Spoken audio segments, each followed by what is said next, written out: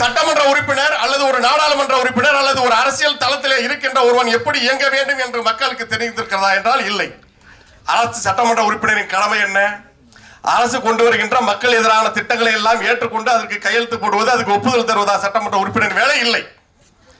ஜெயங்கொண்டத்திலே பழுப்புள்ளை நிலக்கரி நிறுவனம் அமைப்பதற்காக, நிலக்கரி சுரங்கம் அமைப்பதற்காக மக்களின் நிலத்தை வாழ்வாதாரமாக இருக்கின்ற அந்த விளைநிலங்களை கைப்பற்ற வந்தபோது அதை தடுத்து நிறுத்தியவர் அண்ணன் காடுவெட்டி குரு அவர்கள். இன்றைக்கு வரைக்கும் அங்கே ஜெயங்கொண்டம் நிலக்கரி ஆலை அமைக்கப்படவில்லை, சுரங்கம் தொடங்கப்பட முடியவில்லை. அதுக்கு மத்திய அரசே கடுமையாக எதிர்த்தவர்.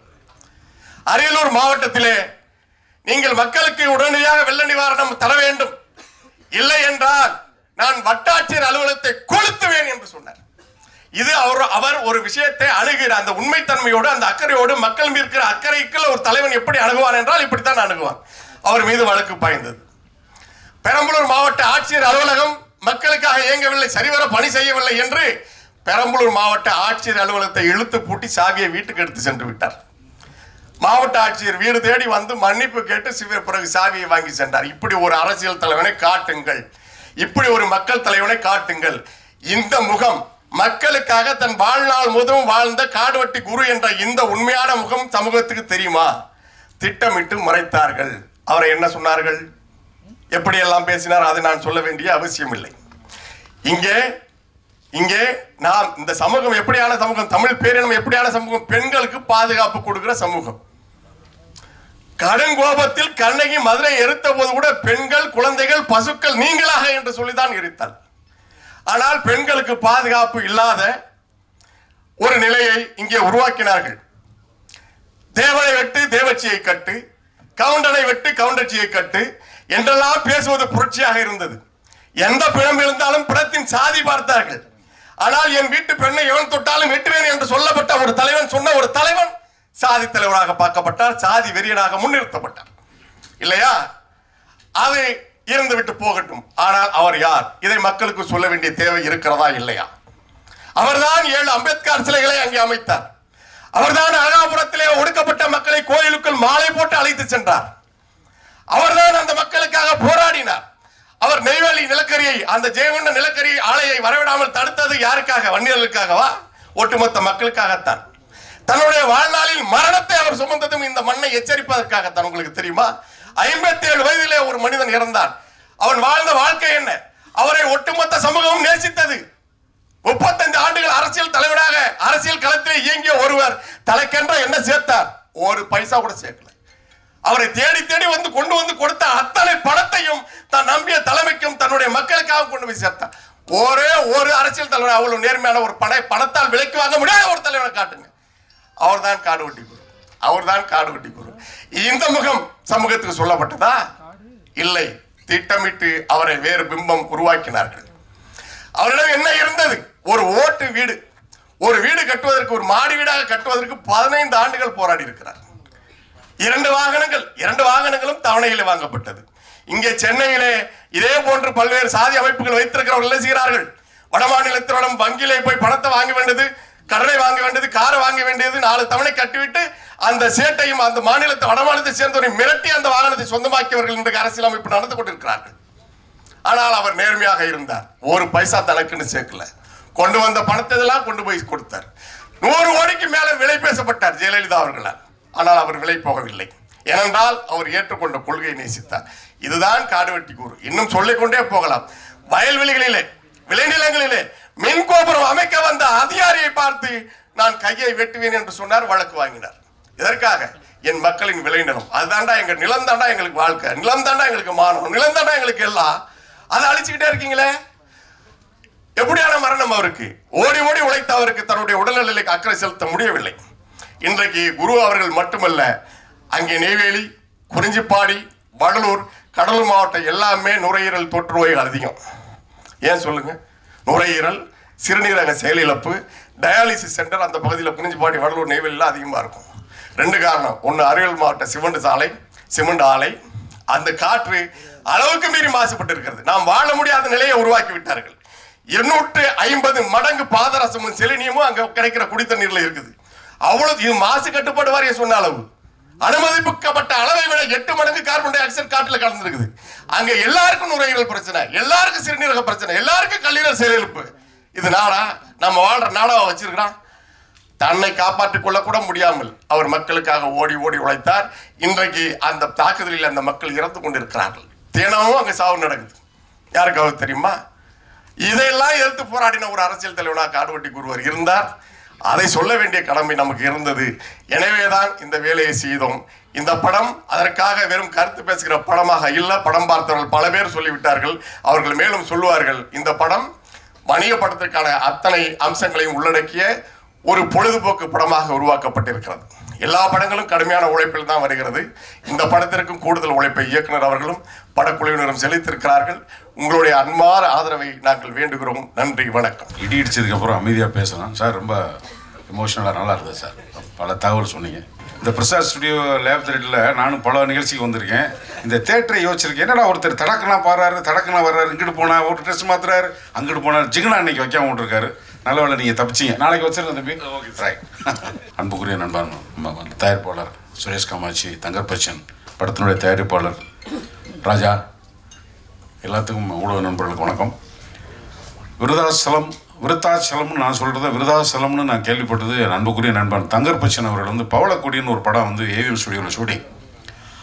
அப்போ தான் எனக்கு தங்கர் பச்சனை வந்து ஒரு நண்பர் அறிமுகப்படுத்தினார். அவர் கேமராமேன் ஒர்க் பண்ணிக்கிட்டு இருந்தார். நான் அங்கே வேற ஒரு படத்துக்காக போகும்போது அவர் எனக்கு விருதாச்சலம் பார்க்குங்க, விருத்தாச்சலத்தை விருதாச்சலம் இந்த மண் வாசனைங்கிறது இந்த முந்திரிக்காடு இதை பற்றி அவருடைய எழுத்தும் அவருடைய பேச்சும் தான் எனக்கு முதல்ல அறிமுகம். அதுக்கப்புறம் தான் எனக்கு மூலமாக அதை பற்றிலாம் செய்தி வந்தது.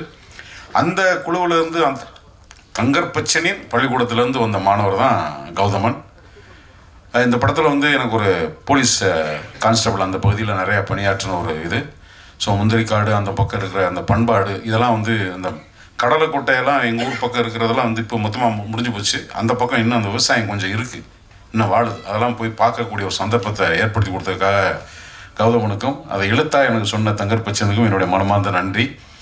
ரொம்ப பெரிய போராட்டத்துக்கு அப்புறம் ஒவ்வொரு நாளும் எனக்கு அழைப்பு விடுத்து ஒரு நிகழ்ச்சி சொல்லும்போது அவருக்குள்ளே இருக்கிற கொதிப்பு, அந்த வியாபாரம், ஒரு தயாரிப்பாளர் என்னென்ன படுத்துங்கிறத புரிஞ்சுக்கிட்டு என்னுடைய மனமார்ந்த வாழ்த்துக்களை தம்பி கௌதமனுக்கு நீங்கள் வெற்றி பெறணும். உன்னுடைய உழைப்பும் உன்னுடைய உண்மையான ஈடுபாடும் இந்த படத்தை வந்து அடுத்த தளத்துக்கு கொண்டு செல்லணும். அதுக்கு ஊடகங்கள் ஒத்துழைக்க வேண்டும் என்று கேட்டுக்கொண்டு முடித்துக் கொள்கிறேன். நன்றி, வணக்கம். என் பேர் கோபி ஜெகதீஸ்வரன், ஒளிப்பதிவாளர். இந்த படத்தை பற்றி நான் சொல்லிடுறேன். நான் பாலமுரளிவர்மன் சார் வந்து இப்போ பேசிட்டு போனார் இல்லையா, அதே மாதிரி தான் படத்துலேயே வந்து அனல் தெரிக்க வந்து அவ்வளோ அருமையாக வந்து வசனங்கள் எழுதியிருக்காரு. இந்த படம் வந்து ரொம்ப நல்லா வந்திருக்கு. இந்த படத்தில் வந்து நான் ஒர்க் பண்ணதை வந்து நான் பெருமையாக நினைக்கிறேன். ஏன்னா படம் வந்து நேர்மையாக இருக்குது. கௌதமன் சார் டைரக்டர், அவர் வந்து இந்த படத்தை வந்து இயக்கி நடிச்சிருக்காரு. ரொம்ப அருமையாக பண்ணியிருக்காங்க இந்த படத்தை. மிகப்பெரிய பொறுப்புன்னு நினைக்கிறேன் இந்த படம். விகே ப்ரொடக்ஷன் சார்பாக இந்த படத்தை தயாரிச்சிருக்காங்க. அவங்களுக்கும் என்னோட நன்றிகள். அண்டு என்னோட யூனியன் செக்ரட்டரி திரு இளவரசி சார், அவங்களுக்கு நன்றி.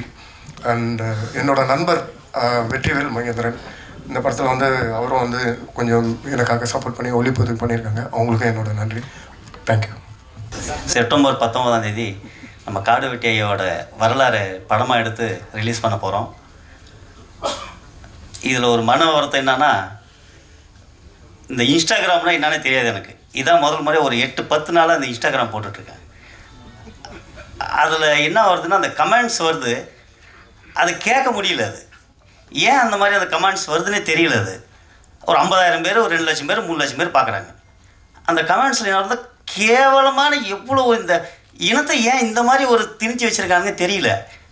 ஏன்னா நம்ம அந்த காடு வெட்டியாரோட ஹிஸ்ட்ரியை நான் பார்த்து ஏன் இதுக்கு ஒத்துக்கணுன்னா, அதில் எல்லா சமூகத்தோட மக்களும் ஒன்றா இருந்ததுனால தான் இதை நான் ஒத்துக்கணும் இதை எடுக்கிறதுக்கு. பட் இந்த சமூகத்தை ஏன் இவ்வளோ ஒரு திணிக்கிறாங்கன்னு தெரியல. அது எப்படி தான் நான் சொல்கிறதுன்னு தெரியல. இது ஏன்னா எங்களால் கிராமத்தில் பிறந்தவங்க. கிராமத்தில் பிறந்தா கிராமத்தில் எல்லா மாதிரியான ஒரு சமூகமும் இருக்காங்க. சமூகம்னாக்க நாங்கள் அந்த மாதிரி ஜாதி வரையை யாரையும் பார்த்தது கிடையாது.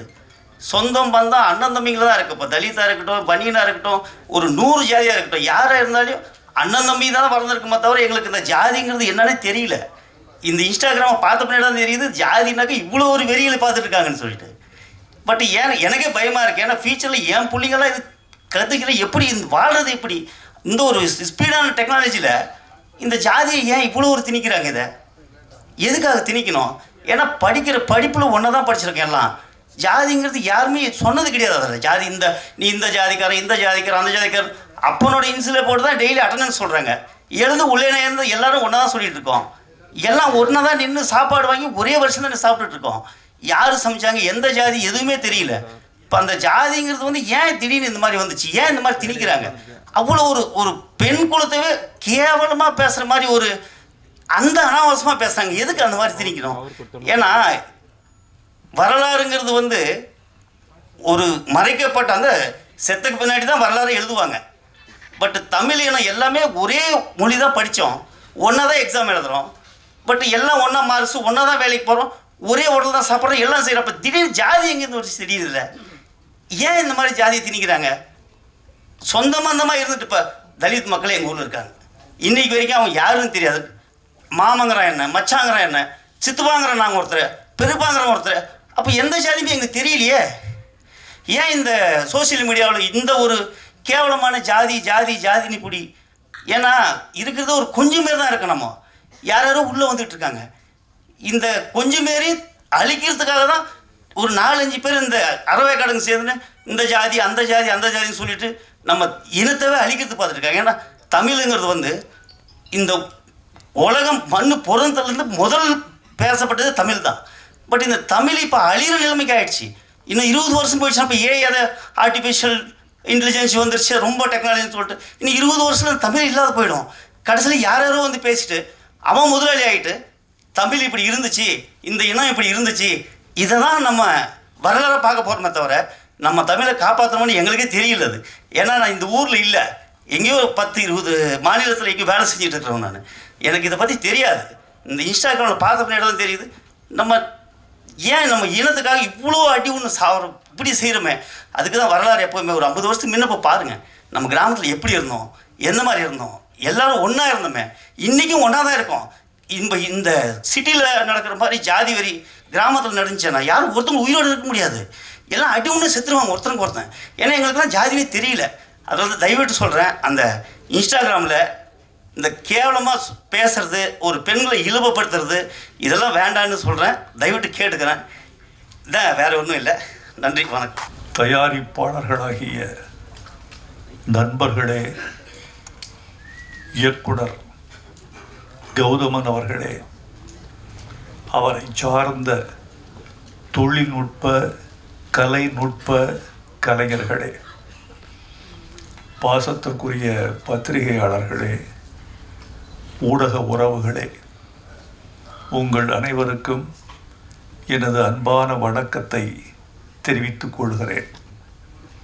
ஒரு 465 கிலோமீட்டர் சாலை வழியே பயணப்பட்டு இந்த விழாவுக்கு வந்திருக்கிறேன். அது ஒரு சாதனை அல்ல, கடமை அல்லது பொறுப்பு என்று நினைக்கிறேன். பொறுப்பு ஏன் என்றால், கௌதமன் எங்கள் சமகாலத்தில் மதிக்கத்தக்க ஒரு இயக்குனர் மற்றும் சமரசமில்லாத ஒரு போராளி. கலைத்துறையில் தமிழ் இன உணர்வோடும் மொழி உணர்வோடும் இயக்குகிறவர்கள் சிலர். அதிலும் அந்த இன உணர்வையும் மொழி உணர்வையும் வணிகத்துக்காக பயன்படுத்துகிறவர்கள் பலர். அந்த வணிக நோக்கம் 2ஆம் பட்சமாகவும் லட்சிய நோக்கம் முதல் பட்சமாகவும் திகழ வேண்டும் என்று தன்னை அர்ப்பணித்து கொண்டு அதற்காகவே தன்னை கரைத்து கொண்டிருக்கிற இயக்குனர் கௌதமன் எனக்கு பிடிக்கும். என் சகோதரன், என் இளைய தம்பி என்று நான் கௌதமனை கொண்டாடுவேன். அதனால் கௌதமன் வெற்றி பெற வேண்டும், அவர் படைப்புக்கு அவர் இட்டிருக்கிற உழைப்பு கொண்டாடப்பட வேண்டும் என்பதற்காக நான் வந்திருக்கிறேன். நான் இந்த விழாவில் வந்து பேசுவதனாலோ அவர் பெருமைகளை இங்கு உச்சி புகந்து உகந்து பாராட்டுவதனாலோ இந்த படத்திற்கு பெரு வெற்றி கிடைத்துவிடும் என்று நான் நினைக்கவில்லை. இந்த படத்தின் வெற்றியில் எனக்கும் பங்கிருக்கிறது என்று சொல்லிவிட்டு போகவே நான் வந்தேன். மற்றபடி ஒரு படத்தின் வெற்றி என்பது இந்த மாதிரி விழாக்களால் தீர்மானிக்கப்படுவதல்ல. இந்த மாதிரி ஒரு பத்திரிகை சந்திப்புகளால் மட்டுமே தீர்மானிக்கப்படுவதல்ல. இன்றைக்கு திரைப்பட உலகத்தினுடைய நோக்கும் போக்கும் ரொம்ப துன்பப்படுகிற நிலையில் இருக்கிறது என்பதை நீங்கள் அறிவீர்கள். எனக்கு முன்னாலே பேசிய தயாரிப்பாளர் நண்பர் ஒரு அழகான கருத்தை சொன்னார். 200 படங்கள் வெளிவருகிற பொழுது 10 படங்கள் தான் வன்முறையற்று இருக்கின்றன என்ற கருத்தை சொன்னார். இன்னொரு கருத்தையும் அதன் உட்பொதி பொருளாக நீங்கள் சொல்லி இருக்க வேண்டும். அதை நான் சொல்கிறேன். 200 படங்கள் வந்தால் 10 படங்கள் மட்டும்தான் வெற்றிக்கு பக்கத்தில் இருக்கக்கூடிய படங்களாக இருக்கின்றன என்பதையும் நீங்கள் சொல்லி இருக்க வேண்டும். அதற்கு என்ன காரணம் என்று நீங்கள் யோசித்து பார்த்தால், படையாண்ட மாவீரனுடைய கதையையும் திரைக்கதையையும் வாழ்வியலையும் அதன் வெளியீட்டையும் நீங்கள் தொடர்புபடுத்தி அதை உணர முடியும் என்று நான் நினைக்கிறேன். படையாண்ட மாவீரனுக்கு ஒரு பெரிய பலம் இருக்கிறது. அந்த பலத்தை சொல்வதற்கு முன்னால் நிகழ்கால படங்கள் பலவற்றின் பலவீனத்தை நான் சொல்ல வேண்டியவராக இருக்கிறேன். அந்த பலவீனங்கள் ஒன்றிரண்டல்ல.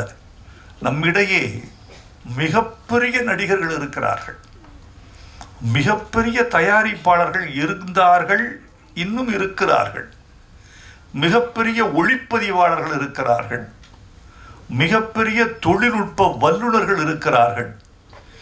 ஆசியாவின் சிறந்த திரையரங்குகள் தமிழ்நாட்டில் இருக்கின்றன. இவ்வளவு இருந்தும் படங்கள் 200 படங்களில் ஏன் 10 படங்கள் மட்டுமே ஓடுகின்றன, 190 படங்கள் ஏன் பின்வாங்குகின்றன என்பதை சற்றே யோசித்து பார்த்தால், இவர்கள் வாழ்க்கையை பார்த்து சினிமா எடுக்காமல் படங்களை பார்த்து பல பேர் சினிமா எடுக்கிறார்கள். படம் என்பது பிம்பம், வாழ்க்கை என்பது நிஜம். இரத்தமும் கண்ணீரும் வேர்வையும் கலந்த ஒரு உண்மையான பிம்பம்தான் வாழ்க்கை. அந்த வாழ்க்கையிலிருந்து நீ உன்னை கடந்து போன வாழ்க்கை, நீ தொட்ட வாழ்க்கை, நீ துன்புற்ற வாழ்க்கை, உன்னை துன்பப்படுத்திய வாழ்க்கை, அல்லது சக மனிதனை துன்புறுத்தி சென்ற வாழ்க்கை, இவற்றை நீ படமாக எடுத்தால் ஒரு கனெக்டிவிட்டி, ஒரு தொடர்பு தன்மை இருக்கும் ரசிகனுக்கும் திரைக்கும் இடையில். அந்த தொடர்பு தன்மை அருந்து போனதனால், அந்நியப்பட்டு போனதனால், வாழ்க்கையோடு சம்பந்தமில்லாமல் போனதனால் பல படங்கள் அந்நியப்பட்டு போய்விட்டன என்று நான் நினைக்கிறேன். இன்னொரு முக்கியமான செய்தி, தங்கர்பச்சான் போன்ற தீவிரமான திரைக்காதலர்கள் அறிவார்கள். தமிழ்நாட்டில் தமிழர்கள் 8 கோடி மக்கள் இருக்கிறார்கள். 6 கோடி பேர் இருந்த பொழுது ஒரு 75 விழுக்காட்டு மக்கள் திரைப்படம் பார்த்தார்கள். 7 கோடி பேர் வருகிற பொழுது அது 60% குறைந்து விட்டது. 8 கோடி பேர் இருக்கிற பொழுது சினிமா பார்ப்பவர்களின் எண்ணிக்கை ஒரு 35-40 லட்சமாக குறைந்து விட்டது. இது என்ன காரணம் என்று கேட்டால், திரைப்படத்தை பார்ப்பதற்கான காதல் இருந்தது போய்விட்டதா என்று நமக்கு சொல்ல தெரியவில்லை. ஆனால் சினிமா தொழில்நுட்பத்தால் துண்டாடப்பட்டிருக்கிறது. கவியரசு கண்ணதாசன் சொல்லுவார், தம்பி, மீன் தண்ணீருக்குள் சுவாசிக்கிறதே உனக்கு ஆச்சரியமாயில்லை? எனக்கு அது கூட ஆச்சரியமில்லை. தண்ணீரில் சுவாசிக்கிற மீன் தண்ணீரிலேயே குழம்பாகி உயிர் விடுகிறதே, அதுதான் எனக்கு ஆச்சரியமாக இருக்கிறது என்பார். தொழில்நுட்பத்தால் வளர்ந்த சினிமா தொழில்நுட்பத்தாலே தன்னை தாழ்வு செய்து கொள்வதும் அல்லது மெல்ல மெல்ல ஓர் ஓரமாக அழுகி கொண்டிருப்பதும் வருந்தத்தக்க செய்திகளாக நான் நினைக்கிறேன். எல்லோரும் இருந்தார்கள் என்று சொன்னேன் அல்லவா? நடிகர்கள், தயாரிப்பாளர்கள், தொழில்நுட்ப கலைஞர்கள், ஒளிப்பதிவாளர்கள், இசையமைப்பாளர்கள், பாடலாசிரியர்கள் என்று நறும் திறமைகள் பெற்ற பல பேர் திரையுலகில் வாழ்ந்து கொண்டிருக்கிற பொழுது எது இல்லை என்று கேட்டால் கதாசிரியன் என்ற ஜாதியை கொன்றது யார்?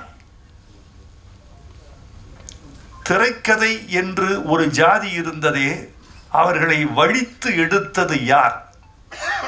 வசனகர்த்தா என்று ஓர் இனம் இருந்ததே, அவனை மழித்து வெளியேற்றியது யார்?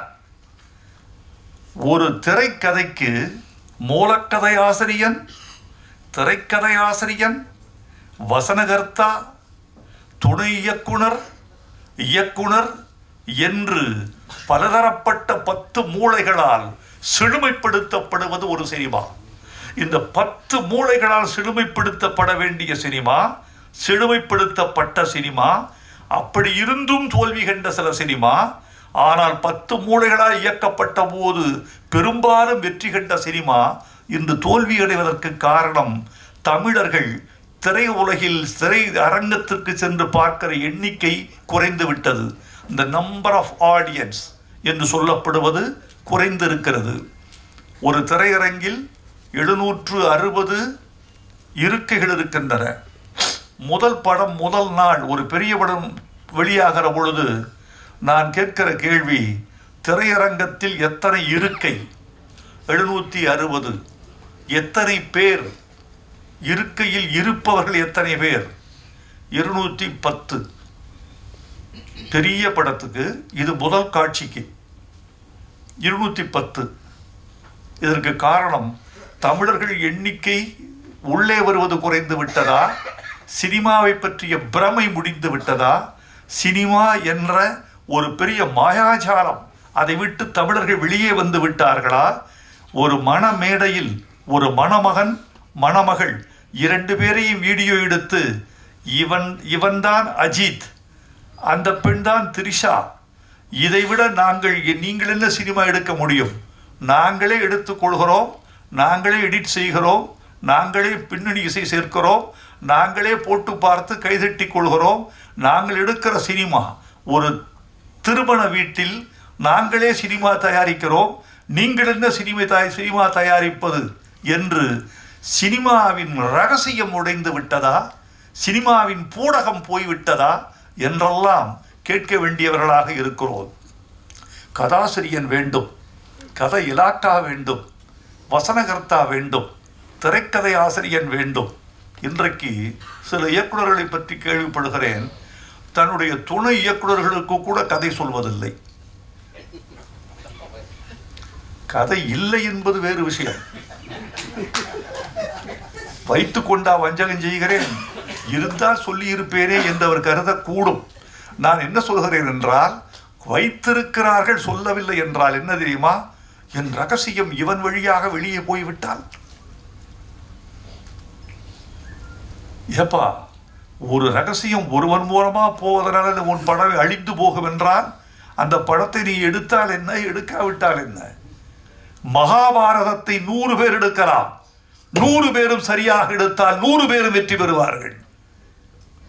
ராமாயணத்தை 1000 பேர் எடுக்கலாம், 1000 பேரும் சரியாக எடுத்தால் 1000 பேர் வெற்றி பெறுவார்கள். கதை கடைசி பாமரனுக்கும் தெரிந்த கதைதான். ரொம்ப ஆச்சரியமா இல்லை? ஒன்று சொல்றேன், உங்களுக்கு வியப்பா இருக்கும். இந்தியாவில் 2 இதிகாசங்கள், ஒரு இதிகாசம் மகாபாரதம், இன்னொரு இதிகாசம் ராமாயணம். இந்த 2க்குமான அடிப்படை வேறுபாட்டை பார்த்தீர்களா? ஒருத்திக்கு 5 பேர் என்பது ஒரு இதிகாசம், ஒருவனுக்கு ஒருத்தி என்பது இன்னொரு இதிகாசம். ராமனுக்கு சீதை, சீதைக்கு ராமன், இது ஒரு இதிகாசம். திரௌபதிக்கு 5 கணவர்கள் என்பது இன்னொரு இதிகாசம். அட பாவிகளை, எதை நம்ப சொல்லுகிறீர்கள்? 2 இதிகாசங்களும் வெற்றி, 2ம் இந்திய பண்பாட்டில் ஆன்மீக பாஷையில் சொல்வதானால் இந்திய பண்பாட்டில் 2 இதிகாசங்களும் 2 கண்கள் என்று சொல்லக்கூடியவர்கள் இருக்கிறீர்களே, அது வேறு, இது வேறு. வேறு வேறான 2 கதைகள் வேறு வேறான இரண்டு உள்ளடக்கங்கள் எப்படி ரெண்டும் வெற்றிகரமான கதைகளாக நாட்டில் நிலவுகின்றன, உலவுகின்றன என்று கேட்பதற்கு பதில் இல்லை. எனக்கான பதில், ரெண்டுக்குமான காரணத்தையும் ரெண்டுக்குமான காரியத்தையும் இதிகாச ஆசிரியன் சரியாக புனைந்திருக்கிறான் என்று சொல்ல வேண்டி இருக்கிறது. அப்படித்தான் ஒரு திரைக்கதை செய்கிறவன் அந்த காரணத்தை நியாயப்படுத்தக்கூடிய காரணத்தை செய்தால் தோல்விப்படமும் வெற்றி படம்தான். ஒப்புக்கொள்ளாத காரணங்களும் ஒப்புக்கொள்ளத்தக்கவைதான். ஆதலால் தோழர்களே, இந்த படத்தில் படையாண்ட மாவீரனில் எனக்கு இருக்கக்கூடிய நம்பிக்கை என்னவென்றால், இது வாழ்க்கை, ரத்தம், கண்ணீர், வியர்வை, ஒரு உண்மையான போராளியின் போராட்ட கதை. அதனால் இதில் கற்பனைகளுக்கு இடமில்லை, விதண்டாவாதங்களுக்கு இடமில்லை. இதில் இருக்கும் நிஜம் இந்த படத்தை காப்பாற்ற வேண்டும் என்று நான் நினைக்கிறேன். நான் வாழ்த்துவதனாலேயே ஒரு படம் வெற்றி பெறுவென்றால் எல்லா விழாக்களிலும் என்னையே அழைத்திருப்பார்கள். நான் மட்டுமல்ல, ரஜினிகாந்த் வாழ்த்தினால் எல்லா படமும் ஓடும் என்றால், அவர் படம் பார்த்தாலேயே எல்லா படமும் ஓடிவிடும் என்றால், எல்லா படத்திற்கும் அவரையே அழைத்து நாம் எல்லா படங்களையும் போட்டு காட்டலாம். அப்படி ஒரு 10 பேர் இருந்தால் ரொம்ப வசதி. அப்படியெல்லாம் அல்ல. இந்த படத்தினுடைய வெற்றி என்பது படத்தை பொறுத்தது, பார்க்க வருகிற தமிழர்களை பொறுத்தது என்றுதான் நான் கருதுகிறேன். படத்துக்கும் பார்வையாளனுக்கும் மத்தியில் படைத்தவன் எவனும் நிற்க முடியாது, இடமில்லை. சிவனுக்கும் இந்த திரைக்கும் இந்த பார்வையாளனுக்கு மத்தியில் கடவுளே வந்தாலும் கூட கன்வின்ஸ் பண்ண முடியாது. அதை அவன்தான் பண்ணணும், இவன் தான் பண்ணணும். அதை நம்முடைய கௌதமன் செய்திருப்பார் என்று நினைக்கிறேன். எனக்கு இன்னொரு நம்பிக்கை கௌதமன், நான் எழுதியிருக்கேன் தமிழ் படங்களில் நிறையா ஃபோக்லோர் என்று சொல்லக்கூடிய நாட்டுப்புற கதையாடல்கள். மலையூர் மம்பட்டியான், கரிமேடு கருவாயன், இன்னும் சில படங்கள் இப்படி வந்திருக்கு. இந்த 2 படங்களும் அமோக வெற்றி. கரிமேடு கருவாயன் மதுரையில் வாழ்ந்த பாத்திரம், மலையூர் மம்பட்டியான் சேலத்தில் வாழ்ந்த பாத்திரம், சந்தன வீரப்பன் சந்தனக்காட்டில் வாழ்ந்த பாத்திரம். இப்படி வாழ்ந்த பாத்திரங்களின் அசகாய சூரத்தனங்கள் என்றைக்குமே மக்களால் கொண்டாடப்படும்.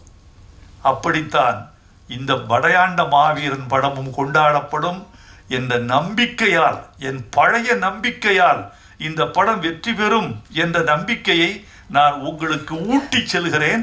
வெற்றி பெற வேண்டும் என்று நான் விரும்புகிறேன். இது வெற்றி பெற்றே தீரும் என்றெல்லாம் நான் போலி வாக்குறுதிகள் கொடுத்துவிட்டு செல்ல வேண்டும் என்று விரும்பவில்லை. ஒலிபெருக்கிக்கு முன்னாலாவது மனிதன் உண்மை சொல்ல வேண்டும்.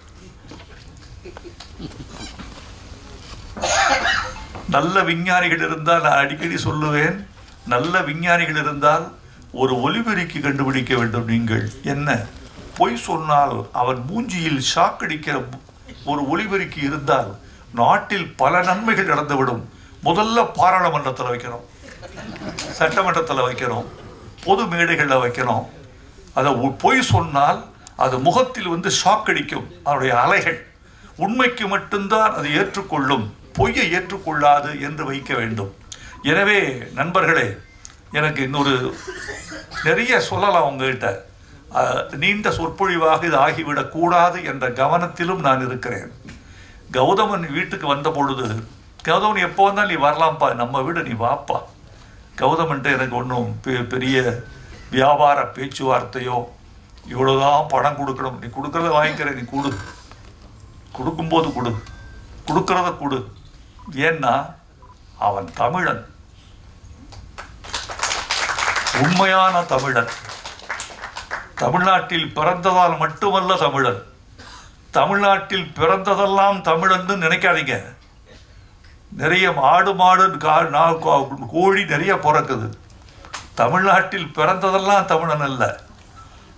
இன்னொரு தமிழனுக்காக தன் உயிரில், உடம்பில், வாழ்வில், பொருளில் எவன் பங்களிப்பு செய்கிறானோ அவன்தான் தமிழன்.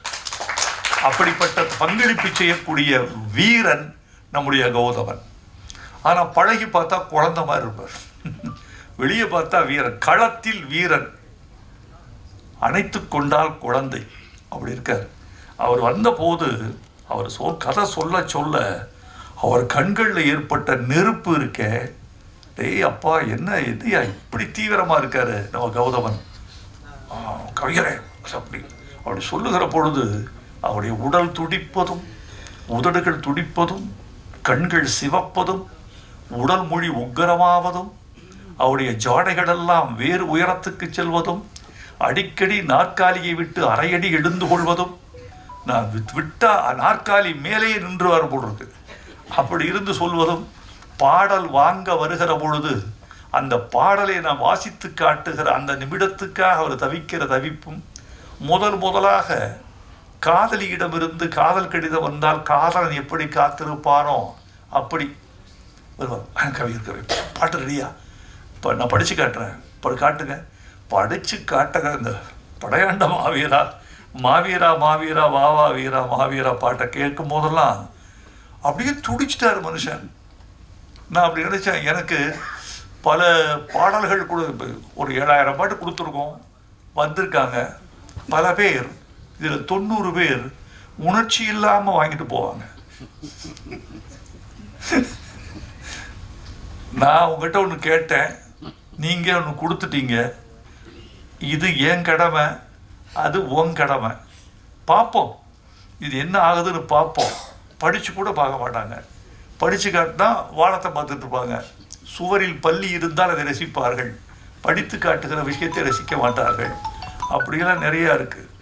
நான் அதெல்லாம் எப்படி தெரியுமா நினச்சிக்க தெரியுமா, இவர்கள் ரசிக்கவில்லை என்றாலும் பாடலை இவர்கள் கெடுத்து விட மாட்டார்கள் என்ற நம்பிக்கையோடு கொடுத்துருக்கேன். ஆனால் என்னிடம் வாங்கிய பாட்டை, இந்த ட்ரெய்லர் பார்த்தேன், தீ பிடிக்கிற ட்ரெய்லர், ரொம்ப பிரமாதமாக இருக்குது. எழுதியிருக்கேன் இதில், நதியில் குளித்தது போதும் இனிமேல் குருதியில் குளித்து வாவா, பொடி நடை போட்டது போதும் இனிமேல் புலிநடை போட்டு வாவா, ஆதித்தமிழின் அடையாளமேவா, ஆதிக்கம் அழிக்கும் படையாளமேவா, ஆதவனை உன் இடுப்பில் கட்டு, 1000 யானையை கால்களில் கட்டு. கைதட்டி எழுந்துட்டான். 1000 என்னைய வழி இது, 1000 யானையை கால்களில் கட்டு. இப்படிப்பட்ட ஆட்களுக்கு தான் எழுது. சில பேர் நீங்கள் நினைப்பீர்கள், நீங்கள் பாலச்சந்திரன் நல்லா எழுதுவீங்க, பாரதிராஜா நல்லா எழுதுவீங்க, ரஜினிகாந்துக்கு தான் நல்லா எழுதுவீங்க, எங்களுக்கெல்லாம் எழுத மாட்டீங்களான்னு சில பேர் கேட்குறாங்க. எனக்கு ஆச்சரியமாக இருக்கும், அப்படியான்னு. அது என்னன்னு கேட்டிங்கன்னா, நான் அப்படிலாம் நினைக்கிறது இல்லை. எல்லாவற்றிலும் வைரமுத்து என்று பெயர் வருகிற போது நான் என் பெயரை காப்பாற்றிக் கொள்ளவே நான் துடிப்பேன். இது யாருக்கு எழுதி கொடுத்தோம் என்று வருவதில்லை, எவ்வளவு பணத்துக்கு வாங்கினோம் என்று வருவதில்லை, எவ்வளவு குறைத்து கொண்டோம் என்று வருவதில்லை, எவ்வளவு அவமானம் உள்ளே இருக்கிறது என்பது தெரியாது. இது தெரியுமா முக்கியம், இந்த பாட்டுக்கு கீழே இயற்றியவர் வைரமுத்து என்ற முத்திரையை காப்பாற்றிக் கொள்வதற்காகவே எல்லா பாட்டையும் ஒரே நிலையில் எழுதுகிறோம். யாருக்கு தெரியுமா நல்ல பாட்டு வரும், எவன் ஒருவன் ரசிக்கிறானோ அவனுக்கு நல்ல பாட்டு வரும். தங்கர் பச்சான் ரசிப்பார் பயங்கரமா, பயப்பான ரசிப்புன்னா கொஞ்சம் நெஞ்ச ரசிப்பு இல்லை. அவர் களவாடிய பொழுதுகளில் எழுதுகிற பாட்டெல்லாம் அவர் கொண்டாடி தீர்த்துருவார். இவர்களெல்லாம் வெற்றி பெற வேண்டும் என்று நினைக்கிறேன். இதில் இந்த மாதிரி பாடல்கள்லாம் நிறையா இருக்குது. எரிமலை பொடிபட எதிரிகள் அடிபட கோடைகள் வழிபட ஏழைகள் வழிவிட எழுந்த மாவீரன் நீயேதான். இந்த பாட்டு வரிகள்லாம் பார்த்துட்டு இந்த தமிழில் இது அராக அடிகள்னு பேர்.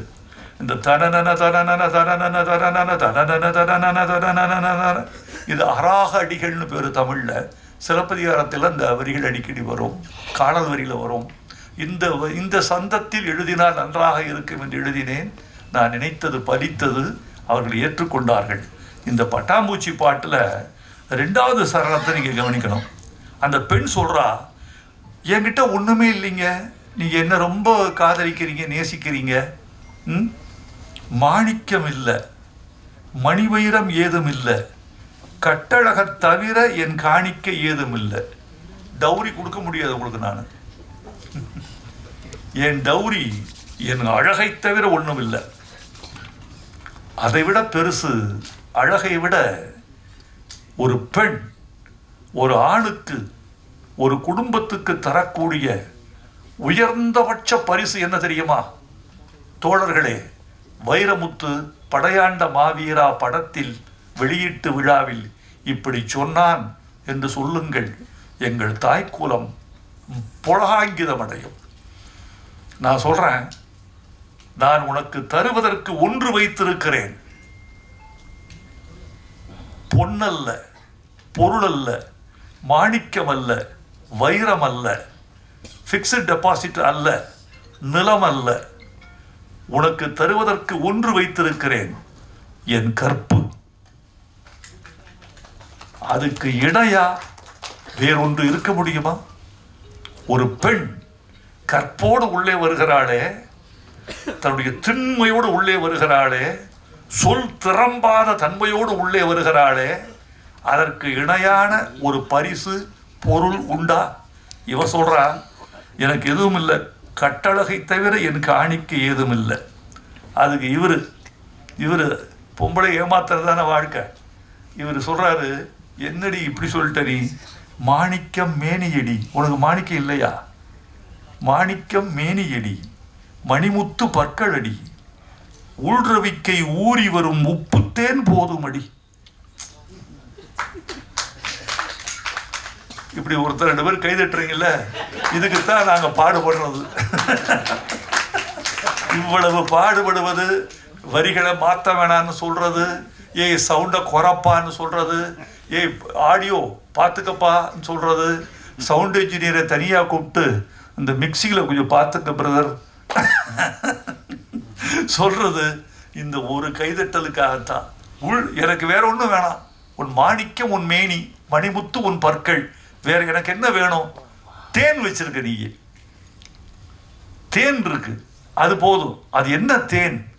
உள்ரவிக்கை ஊறி வரும் உப்பு தேன்.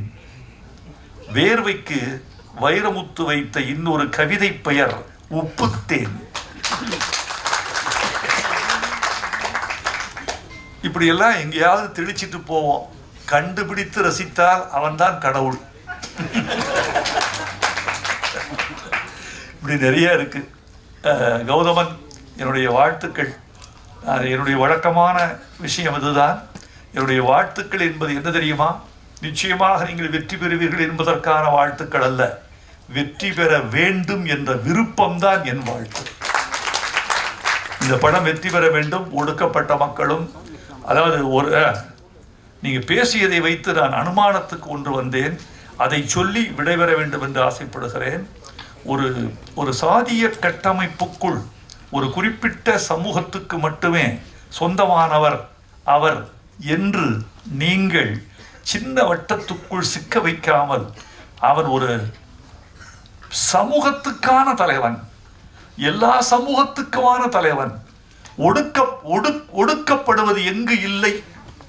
எல்லா சமூகத்திலும் இருக்கிறது. போராட்டம் எங்கு இல்லை? எல்லா சமூகத்திலும் இருக்கிறது. அப்புறம் ரத்தம் எங்கு யாருக்கு சிந்தப்படவில்லை? எல்லா சமூகத்திலும் ரத்தம் சிந்தப்பட்டிருக்கிறது.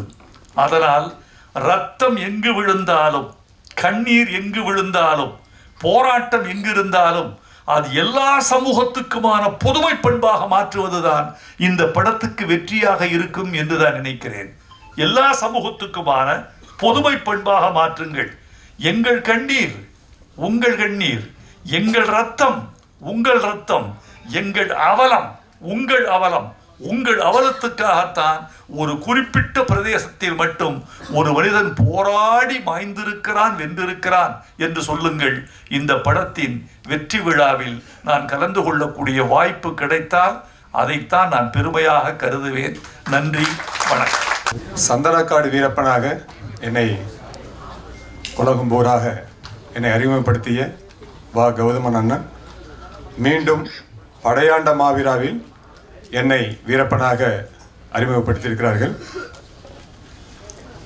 அவர்களோடு அவர்கள் காடுவெட்டி அண்ணன் குரு அண்ணனாக நடிக்க, அவர்களோடு நான் வீரப்பனாக நடிக்கக்கூடிய அந்த மிகப்பெரிய வாய்ப்பு எனக்கு கிடைத்திருக்கிறது. மிகவும் பெருமையாக இருக்கிறது. வீரப்பன் ஐயாவுடைய ஆசியாலும் காடுவெட்டி குரு அண்ணன் அவர்களுடைய ஆசியாலும் எனக்கு இந்த மிகப்பெரிய வாய்ப்பு கிடைத்திருக்கிறது என்று நான் நம்புகிறேன். எனக்கு இவ்வளவு பெரிய வாய்ப்பு அளித்த கௌதமன் அண்ணன் அவர்களுக்கு என் மனமார்ந்த நன்றியை மீண்டும் சொல்கிறேன்.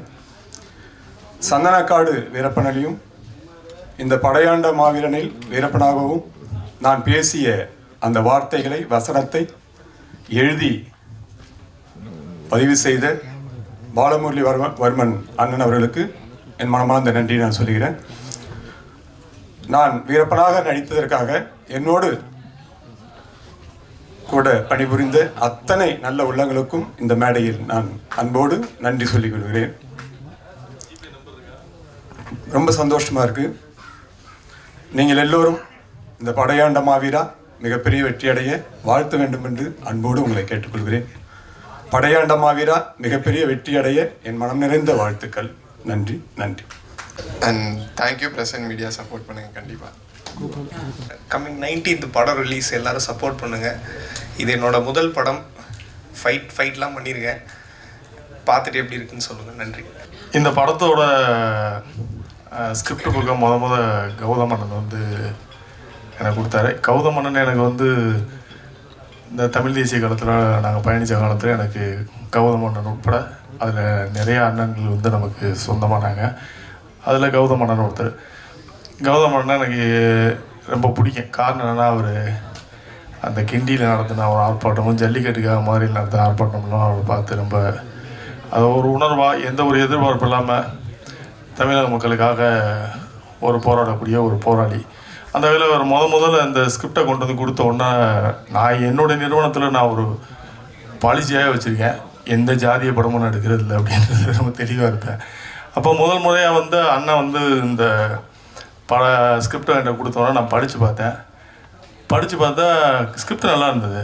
பட் என்னென்னா எனக்கு ஒரு சந்தேகம் என்னென்னா எனக்கு வந்து காடுவெட்டி குருவனை பற்றின இமேஜ் வந்து அவருடைய பிம்பம் எனக்கு வேறு மாதிரி ஒன்று இருந்தது. என்னென்னா மகாபலிபுரத்தில் அவர் பேசின வீடியோக்கள் அதிகமாக வந்து அந்த யூடியூப்பில் வரும். அதை நான் பார்த்துருக்கேன். அப்போ வந்து நான் அவரை வந்து ஒரு ஜாதி தலைவர் கூட அவ்வளோதான் அவரை பற்றின நமக்கான புரிதல் இருந்தது. அப்போ எனக்கு இப்படி எழுதியிருக்காரு, இது உண்மையா இல்லை இவர் மிகைப்படுத்தி எழுதியிருக்காரா அப்படின்றதுக்காக நான் என்ன பண்ணேன், பாலமுரளி வர்மன் அடிக்கலான்னு பார்த்தேன். அவர் தான் வசனம். அப்போ அவர்கிட்டே போய் இது எப்படி கேட்குறது அப்படின்ட்டு அப்புறம் கலைஞரனுக்கு கால் பண்ணேன். அவரும் அந்த தஞ்சாவூர் மாவட்டத்தை சேர்ந்தவர்ன்றதுனால கலைஞரனுக்கு கால் பண்ணேன். கலைஞர்கிட்ட கேட்டேன், ஆனால் இந்த மாதிரி நான் இந்த மாதிரி புக்கு கொடுத்தாரு அவர் எப்படி அப்படின்றலாம் கேட்காம காடுவெட்டி குருவனெலாம் யார், அவருடைய பின்புலம் என்ன அப்படின்றது இப்போ கேட்கும்போது அவர் சொன்னது எனக்கு ஆச்சரியமாக இருந்தது. ஓ இப்படிப்பட்ட ஒருத்தர் தான் இப்படி தவறான ஒரு பிம்பம் கட்டமைக்கப்பட்டோன்னா, ஆமாம் எல்லாருக்குமே இயல்பாக வந்து ஒரு கோபம் இருக்குது. அந்த அவருடைய நெகட்டிவ் வருஷனை மட்டும் நம்ம எடுத்துக்கிட்டோம். ஏன்னா என்னை பொறுத்தவரை எனக்கு 2009 முன்னாடி வரைக்கும் எனக்கு அரசியல் புரிதல் பெருசாக இல்லை, நுனிப்புள் மேய்கிறது தான், அதாவது சொன்னால் கேட்டுக்கிறது தான். 2009 மே 18க்கு அப்புறம் தான் நான் வந்து தமிழர்கள்னால் என்ன, தமிழ் தேசியம்னா என்னென்னு எனக்கு புரிய ஆரம்பிச்சது. அதுக்கப்புறம் வந்து தலைவரை பற்றி படிக்கிறேன். படித்ததுக்கப்புறம் இப்படி ஒரு தலைவனாக இவர் இதுக்காக தான் போராடி இருக்காருன்னு தெரிஞ்சுக்கிட்டதுக்கப்புறம் அன்னைக்கு நான் வந்து தலைவர் வந்து பிரபாகரன் உள்ள தலைவனை எடுத்துக்கிட்டு இருந்தேன். இப்போ வரைக்கும் எனக்கு தலைவர் அவர் தான், இனியும் அவர் தான் தலைவர். எனக்கு வந்து என்னுடைய வாழ்நாள் முழுக்க ஒரே தலைவன் வந்து பிரபாகரன் தான். அவரை தலைவனாக எழுதுகிறேன். அப்படி அவரை தலைவனாக ஏற்றுக்கிட்ட நாங்கள் வந்து ஜாதியை இதுக்குள்ளே வந்து சாதிக்கு அப்பாற்பட்டவர், ஜாதிக்குள்ளே எந்த ஜாதிக்குள்ளேயும் வந்து நம்ம. ஆனால் இங்கே நம்ம தமிழ் சமூகத்தில் என்ன ஆயிடுச்சுன்னா, இங்கே இருக்க ஜாதிய தலைவர்கள் எல்லாருமே வந்து ஒரு ஜாதிக்காக போராடினவங்க இல்லை, தமிழ் மக்களுக்காக போராடினவங்க தான். அவங்க வந்து அவங்கள எடுத்து பிரதிநிதிப்படுத்திக்கிட்டாங்க. இவங்க எங்கள் ஜாதி தலைவர் ஒரு முக்கியமானவர் அப்படின்னு எடுத்துக்கிட்டாங்களே தவிர அவங்க தமிழர்களுக்காக தான் போராடிருக்காங்க. நம்ம தான் வந்து அப்படி எடுத்துக்கிட்டு அவங்க ஜாதிய தலைவர்களாக நம்ம கட்டமைக்கப்பட்டிருக்கோம். பட் அப்படி நான் வந்து ஜாதிக்கு அப்பாற்பட்டவங்கன்னா மதத்துக்கு அப்பாற்பட்டது. மதத்தை வந்து நான் என்னோட பார்வை மதத்தை பார்த்தேன்னா, மதம்ன்றது வந்து அவங்கவுங்க நம்பிக்கை. எனக்கு ஒரு விஷயம் பிடிக்குதுன்னு நான் நம்புகிறேன், அது இல்லைன்னு சொல்கிறதுக்கு வந்து யாருக்கும் உரிமை கிடையாது, ஒரு வன்முறையாக தான் பார்க்குறேன். இப்போ எனக்கு எங்கள் அம்மாவை வந்து நான் தெய்வமாக பார்க்குறேன். அது நான் வந்து பகுத்தறிவுன்ற முறையில் வந்து இல்லை இறந்து போனவங்க எப்படி தெய்வமாக முடியும் அப்படின்னு நீங்கள் சொன்னீங்கன்னா அது எனக்கும் தெரியும். பட் அது என்னோடய நம்பிக்கை. எனக்கு பிடிச்ச ஒரு நம்பிக்கையை நீங்கள் வந்து இல்லைன்னு மறுக்கிறத வந்து அது வன்முறையாக தான் பார்க்குறேன். அதனால் வந்து மதமும் அவங்கவுங்க விருப்பப்பட்ட கடவுளுக்கு முடுக்கிறாங்க, அவங்க அப்படி தான் பார்க்கணுமே தவிர நீ இதை தான் கும்பிட இதை கும்பிடக்கூடாதுன்னு சொல்கிறதே எனக்கு உடன்பாடு கிடையாது. நான் அப்படி தான். அப்போ காடுவெட்டி குருவனோட ஸ்கிரிப்டை படித்ததுக்கப்புறம் ஒரு நல்ல மனிதன் எப்படிலாம் வந்து புறக்கணிக்க இந்த சமூகத்தால் வந்து அவரை வந்து தவறாக கட்டமைக்கப்பட்டிருக்கு அப்படின்னு பார்க்கும்போது ரொம்ப கஷ்டமாக இருந்தது. இப்படி தான் நம்ம தமிழ் சமூகத்தில் மறைக்கப்பட்ட தலைவருடைய வரலாறு நிறையா இருக்குது. நெய்வேலியில் ஒரு என்எல்சிக்காக போராடினப்ப பர்டிகுலராக ஒரு கம்யூனிட்டிக்காக போராடல, ஒட்டுமொத்த தமிழர்களுக்காக போராடினேன். அன்றைக்கி வந்து என்எல்சின்னு ஒன்று வந்துருந்துச்சுன்னா அன்றைக்கி வந்து அந்த மக்கள் எவ்வளோ பாதிக்கப்பட்டிருப்பாங்கன்னு நமக்கு எல்லாருக்குமே தெரியும். அப்படிப்பட்ட ஒரு தலைவர் அப்படின்றது அது இது படித்ததுக்கப்புறம் தான் எனக்கு தெரிய வந்தது. அதுக்காக நான் ரொம்ப வருத்தப்படுறேன். என்னன்னா வந்து நான் தான் சொல்லேன் 2009 அப்புறம் தான் தலைவரை பற்றியே தெரிஞ்சுக்க ஆரம்பிச்சிட்டேன். அதுக்கு முன்னாடிலாம் எல்டிடின்னு ஒன்று இருக்குது, சண்டை போட்டுக்கிட்டு இருக்காங்க, ஸ்ரீலங்காவில் ஒரு பிரச்சனை போயிட்டு இருக்கு அப்படின்னு தான் தெரியுமே தவிர 2009 அப்புறம் இங்கே நம்ம அண்ணன்கள் எல்லாரும் வந்து ஜாதி இல்லைன்றதுக்கு நான் இன்னொன்று கூட உங்களுக்கு எடுத்துக்காட்டு சொல்லுவேன். தலைவர் பிரபாகரனுக்காக நின்ன நம் தலைவர்கள் அண்ணன் திருமாவளவன் அண்ணா இருக்கட்டும், அண்ணன் சீமான் அண்ணா இருக்கட்டும், அண்ணன் வேல்முருகன் இருக்கட்டும், ஐயா ராமதாஸ் அவர்கள் இருக்கட்டும், அன்புமணி அண்ணா இருக்கட்டும், இயக்குநர்கள் ரமீன் அண்ணா இருக்கட்டும், தங்கர்பச்சன் அண்ணா இருக்கட்டும், சேரன் அண்ணா இருக்கட்டும், வெற்றிமாறன் எல்லாருமே எல்லாம் ஜாதிக்கு அப்பாற்பட்ட தலைவர் பிரபாகரனுக்காக பின்னாடி தலைவர்கள் தான். ஸோ தமிழ் தேசியத்தை ஏற்றுக்கொண்டவர்கள் வந்து ஜாதிக்குள்ளே வந்து நிற்க மாட்டாங்கன்னு நான் நம்புகிறேன். அதுக்காக நீங்கள் ஜாதியே இல்லையானா இருக்குது, அங்கங்கே இருக்குது, அது ஒழிக்கப்படணுன்றது தான் நம்ம ஆசை. இந்த படத்தை பொறுத்தவரை நான் பார்க்கும்போது நான் படம் எடுத்ததுக்கப்புறம் அவர் சொன்னதுக்கப்புறமும் படம் எடுத்ததுக்கப்புறமும் நான் பார்த்தப்ப இது வந்து ஒரு ஜாதிய படமாக இல்லை, காடுவெட்டி குருவனோட வாழ்க்கை பாருங்க. அவருடைய வாழ்க்கை, அவர் வாழ்ந்த வாழ்க்கை அது உண்மையாகவே எல்லாருமே தெரிஞ்சுக்க வேண்டியது. ஒரு மனிதன் எப்படி நேர்மையாக வாழ்ந்திருக்காரு, நேர்மையாக வாழ்ந்ததுக்காக அவர் எவ்வளோ வஞ்சிக்கப்பட்டிருக்காரு.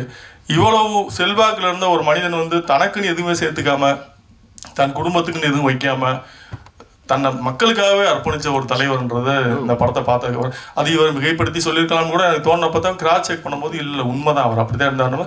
அதுக்கப்புறம் நான் அந்த பக்கம்லாம் நான் தருமபுரி பக்கம்லாம் அப்படி அடிக்கடி என்னுடைய சொந்த வேலையாக அங்கிட்டு போகிறதுக்கான வாய்ப்பு இருக்கேன். அப்போ போகும்போது பார்ப்பேன் காடுவெட்டியார் ரசிகர் மன்றம் சொல்லி யங்ஸ்டர்ஸ் வச்சுருப்பாங்க. அப்போ ஒரு சினிமா பிரபலம் இல்லாத ஒரு தலைவருக்கு ரசிகர் மன்றம் வச்சுருக்காங்கன்னா அப்போ அவர் எந்த அளவுக்கு வந்து இளைஞர் மத்தியில் அவர் போய் சேர்ந்துருக்காருன்னு மாதிரி ரொம்ப பிரமிப்பாக இருந்தது.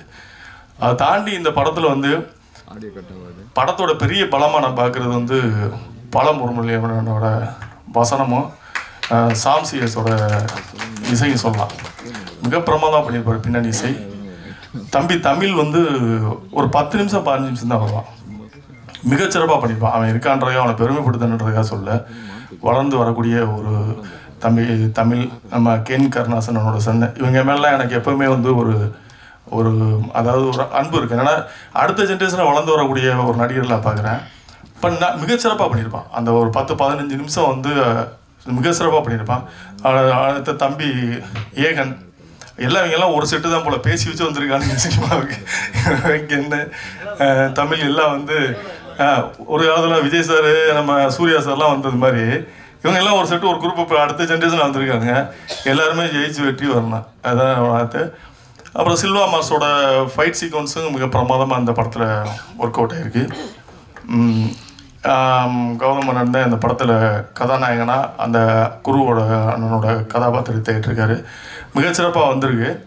பட் எல்லா படமுமே மிக சிறப்பாக வந்திருக்குன்னு நம்ம சொல்லுவோம். பட் எனக்கு என்னென்னா இது வாழ்வியலாக ஒருத்தருடைய வாழ்க்கையை நான் பார்த்ததுனால எனக்கு வந்து அவருடைய வாழ்க்கையை பார்த்தேன். அந்த புக்கை படித்ததுக்கப்புறம் நான் கேள்விப்பட்டதுக்கப்புறம் வாழ்க்கையை பார்த்தேன், எனக்கு ரொம்ப பிடிச்சிருந்தது. இதில் வந்து ஜாதிகளை கடந்து ஒரு மனுஷன் வந்து எப்படி வாழ்ந்திருக்காரு, அவர் எப்படி இருந்திருக்காரு, அவர் வெளியில் வந்து நம்ம எப்படி நம்ம போர்ட்ரேட் பண்ணிக்கலாம், இந்த அரசியல் இந்த சூழல் வந்து ஒரு மனிதன் எப்படி தவறாக காமிக்கப்பட்டிருக்கு அப்படின்றத பார்க்கும்போது ரொம்ப நிகழ்ச்சியாக இருந்தது. உங்களுக்கும் அந்த ஒரு அனுபவம் வரும்னு நினைக்கிறேன். இந்த படத்தை பார்க்கும்போது உங்களுக்கும் அந்த அனுபவம் வரும்னு நினைக்கிறேன். மற்றபடி இதில் நடித்த சமுத்திரகண்ணா இருக்கட்டும், மன்சூலிகண்ணா இருக்கட்டும், நம்ம ரெட்டிங்ஸ் இளவரசன் எல்லாருமே சிறப்பாக அவங்க கதாபாத்திரத்தை சிறப்பாக பண்ணியிருக்காங்க. இவ்வளோ நேரம் காத்திருந்து இந்த நிகழ்ச்சிக்காக காத்திருந்த உங்கள் அனைவருக்கும் நன்றியை தெரிவித்து இந்த படத்திற்கான வாழ்த்துக்களை தெரிவித்து விடைபெறுகிறேன். நன்றி, வணக்கம். ரொம்ப அயற்சியோடு இருக்குங்க. அங்கே யார் தம்பி பேசிட்டே இருக்குங்க? அந்த கேமராவிலாம் அது பதிவாகும்ல? இங்கே பேசுகிறாங்க, அங்கேயும் பேசுகிறீங்க, அப்போ அதெல்லாம் அந்த கேமராவில் பதிவாகும்ல? ஆகாது? அப்படியா? சரி சரி, உங்களுக்கு நன்றி. முதல்ல நான் ஊடகத்துறை முன்பு வந்து இந்த நிகழ்வு நிறுத்தப்படுது. கௌதமனுக்கு வந்து நீங்களாம் உதவணும். அந்த இடத்துக்கு வந்தது அதுக்காக தான். ஒரு பணம் பண்ணுறதுக்காக தவிர ஏதோ ஒரு சினிமா செய்யணும், நம்ம வந்து புகழ் பெறணும்னு வராங்க. அப்படி திரைத்துறைக்கு வந்தது இல்லை கௌதமன். கௌதமன் ஒரு தமிழனாக இருக்கிறதால தான் அவன் சினிமாவை தேர்ந்தெடுத்திருக்கான். இங்கே தமிழர்களுக்கு எதிராக நடக்கிற அரசியலாகட்டும், அடக்குமுறையாகட்டும், வன்முறையாகட்டும், மொழிக்கு எதிராக, இந்த மண்ணுக்கு எதிராக எது நடந்தாலும் அதை கேட்குற ஒரு தமிழன். தமிழ்னாலே அமைதியாக எடுத்து பாருங்க. ஏன்னா அப்படி தான் இருக்கு. இங்கே ஒடுக்கப்படுறது வந்து தமிழர்கள் தான். தமிழ்நாட்டில் அழிக்கப்படுறதும் ஒடுக்கப்படுறதும் தமிழ் மொழி தான். அதே மாதிரி பிடுங்கப்படுறதும் அழிக்கப்படுறதும் தமிழ் நிலங்கள் தான். இதுதான் நீங்கள் புரிஞ்சுக்கணும். இதுக்கெல்லாம் எதிராக அதை பாதுகாப்பதற்காக அவ்வப்போது தமிழ் மண்ணில் தோன்றிய மனிதர்கள் நிறைய இருக்காங்க. அவங்க தான் வந்து இலக்கியமாகவும் எப்போதாவது ஒரு முறை திரைப்படமாகவும் வராங்க. தொடக்க காலங்களில் அதில் எந்த சிக்கலும் இல்லை. எப்போ வந்து வேற்றுமொழிக்காரர்கள் பிழைக்க வந்தவர்கள் முதல்ல இந்த தமிழ்நாட்டில் அந்த அதிகாரத்தை பிடிக்கிறதுக்கு அவங்க கையில் எடுக்கிறது எதுனா இந்த மொழியை நல்லா கற்றுக்கிறது. இங்கே வாழக்கூடிய தமிழர்களை விடவும் நல்லா அந்த மொழியை, இலக்கியத்தை கற்றுக்கிறது, அவனுடைய வரலாற்றை கற்றுக்கிறது, அதன் மூலமாக இந்த அரசியலை ஆட்கொள்கிறது. இதுதான் தொடர்ந்து நடந்துகிட்டு இருக்கு. இதுதான் நடக்கும். இதில் விழுந்தவர்கள் தான் தமிழர்கள், தமிழ் குடிகள். இதுக்கு எதிராக இருக்கக்கூடியவர்களை வந்து கடுமையாக விமர்சிப்பாங்க. யார் விமர்சிக்கிறான்னு பார்த்தீங்கன்னா இந்த தமிழுக்கு எதிரானவர்கள் தான். தமிழர்கள் அல்லாதவர்கள் தமிழுக்குள்ளேயே பகை உண்டு பண்ணுவார்கள்.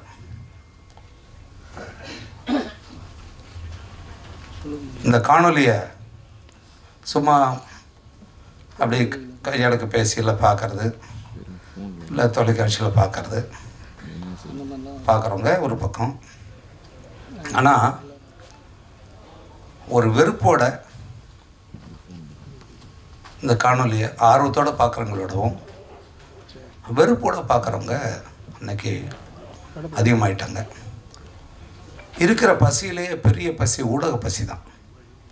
அந்த 24 மணி நேரம் அது வந்து ஒரு வெறியோடு இயங்கிக்கிட்டே இருக்கு. எவனா ஏதாவது சொல்லணும், அதை பார்க்கணும், அதன் மூலமாக அவங்க பொருள் ஈட்டுறது தான் இப்போ இன்றைக்கி ஊடகத்தோடைய தேவையாக இருக்குது. அதன் மூலமாக என்ன ஆகுதுன்னா, இன்றைக்கு வந்து நீங்கள் போய் மனநோயாளிகளை வெளியில் தேட வேண்டிய அவசியம் இல்லை. நீங்கள் மனநோய் மருத்துவமனைக்கு போக வேண்டிய அவசியம் இல்லை. எல்லாம் அந்த ஊடகத்துக்குள்ளே தான் இயங்கிட்டு இருக்காங்க. கமெண்ட் பேருங்கிற ஃபாலோ பண்ணுறங்கிற பேரில் பார்த்திங்கன்னா எல்லாம் அந்த மனநோயாளிகள் தான். இவனெல்லாம் வந்து எவனும் வந்து சொந்த அடையாளத்தோடு இருக்க மாட்டான். எல்லாம் போலி முகவரிகள் வச்சுக்கிட்டவங்கள கடுமையாக தாக்குவான். இவங்களாம் தாக்குறவங்க யாருன்னா இன்றைக்கி இந்த கட்சிகளினுடைய கொத்தடிமைகளாக, கைக்கூலிகளாக ஒரு பதவிக்கு 200 ரூபா வாங்குகிற ஆட்களாக இருக்காங்க. இவங்கள வச்சுக்கிட்டு தான் அந்த அரசியல் இன்றைக்கி கட்டமைக்கப்படுது. இந்த மண்ணுக்கும் மக்களுக்கும் இந்த மொழிக்கும் தேவையான உடனடியான ஒரு காரியத்தை அதை முடக்கி வேறு இடத்துக்கு கொண்டு போக முடியும் உங்களால். ஏன்னா அவங்களுக்கு பணத்தை அள்ளி கொட்டப்படுது. இன்றைக்கு வந்து பெரிய தொழில் எது தெரியுமா? சமூக ஊடகங்களில் எங்கிறது தான்.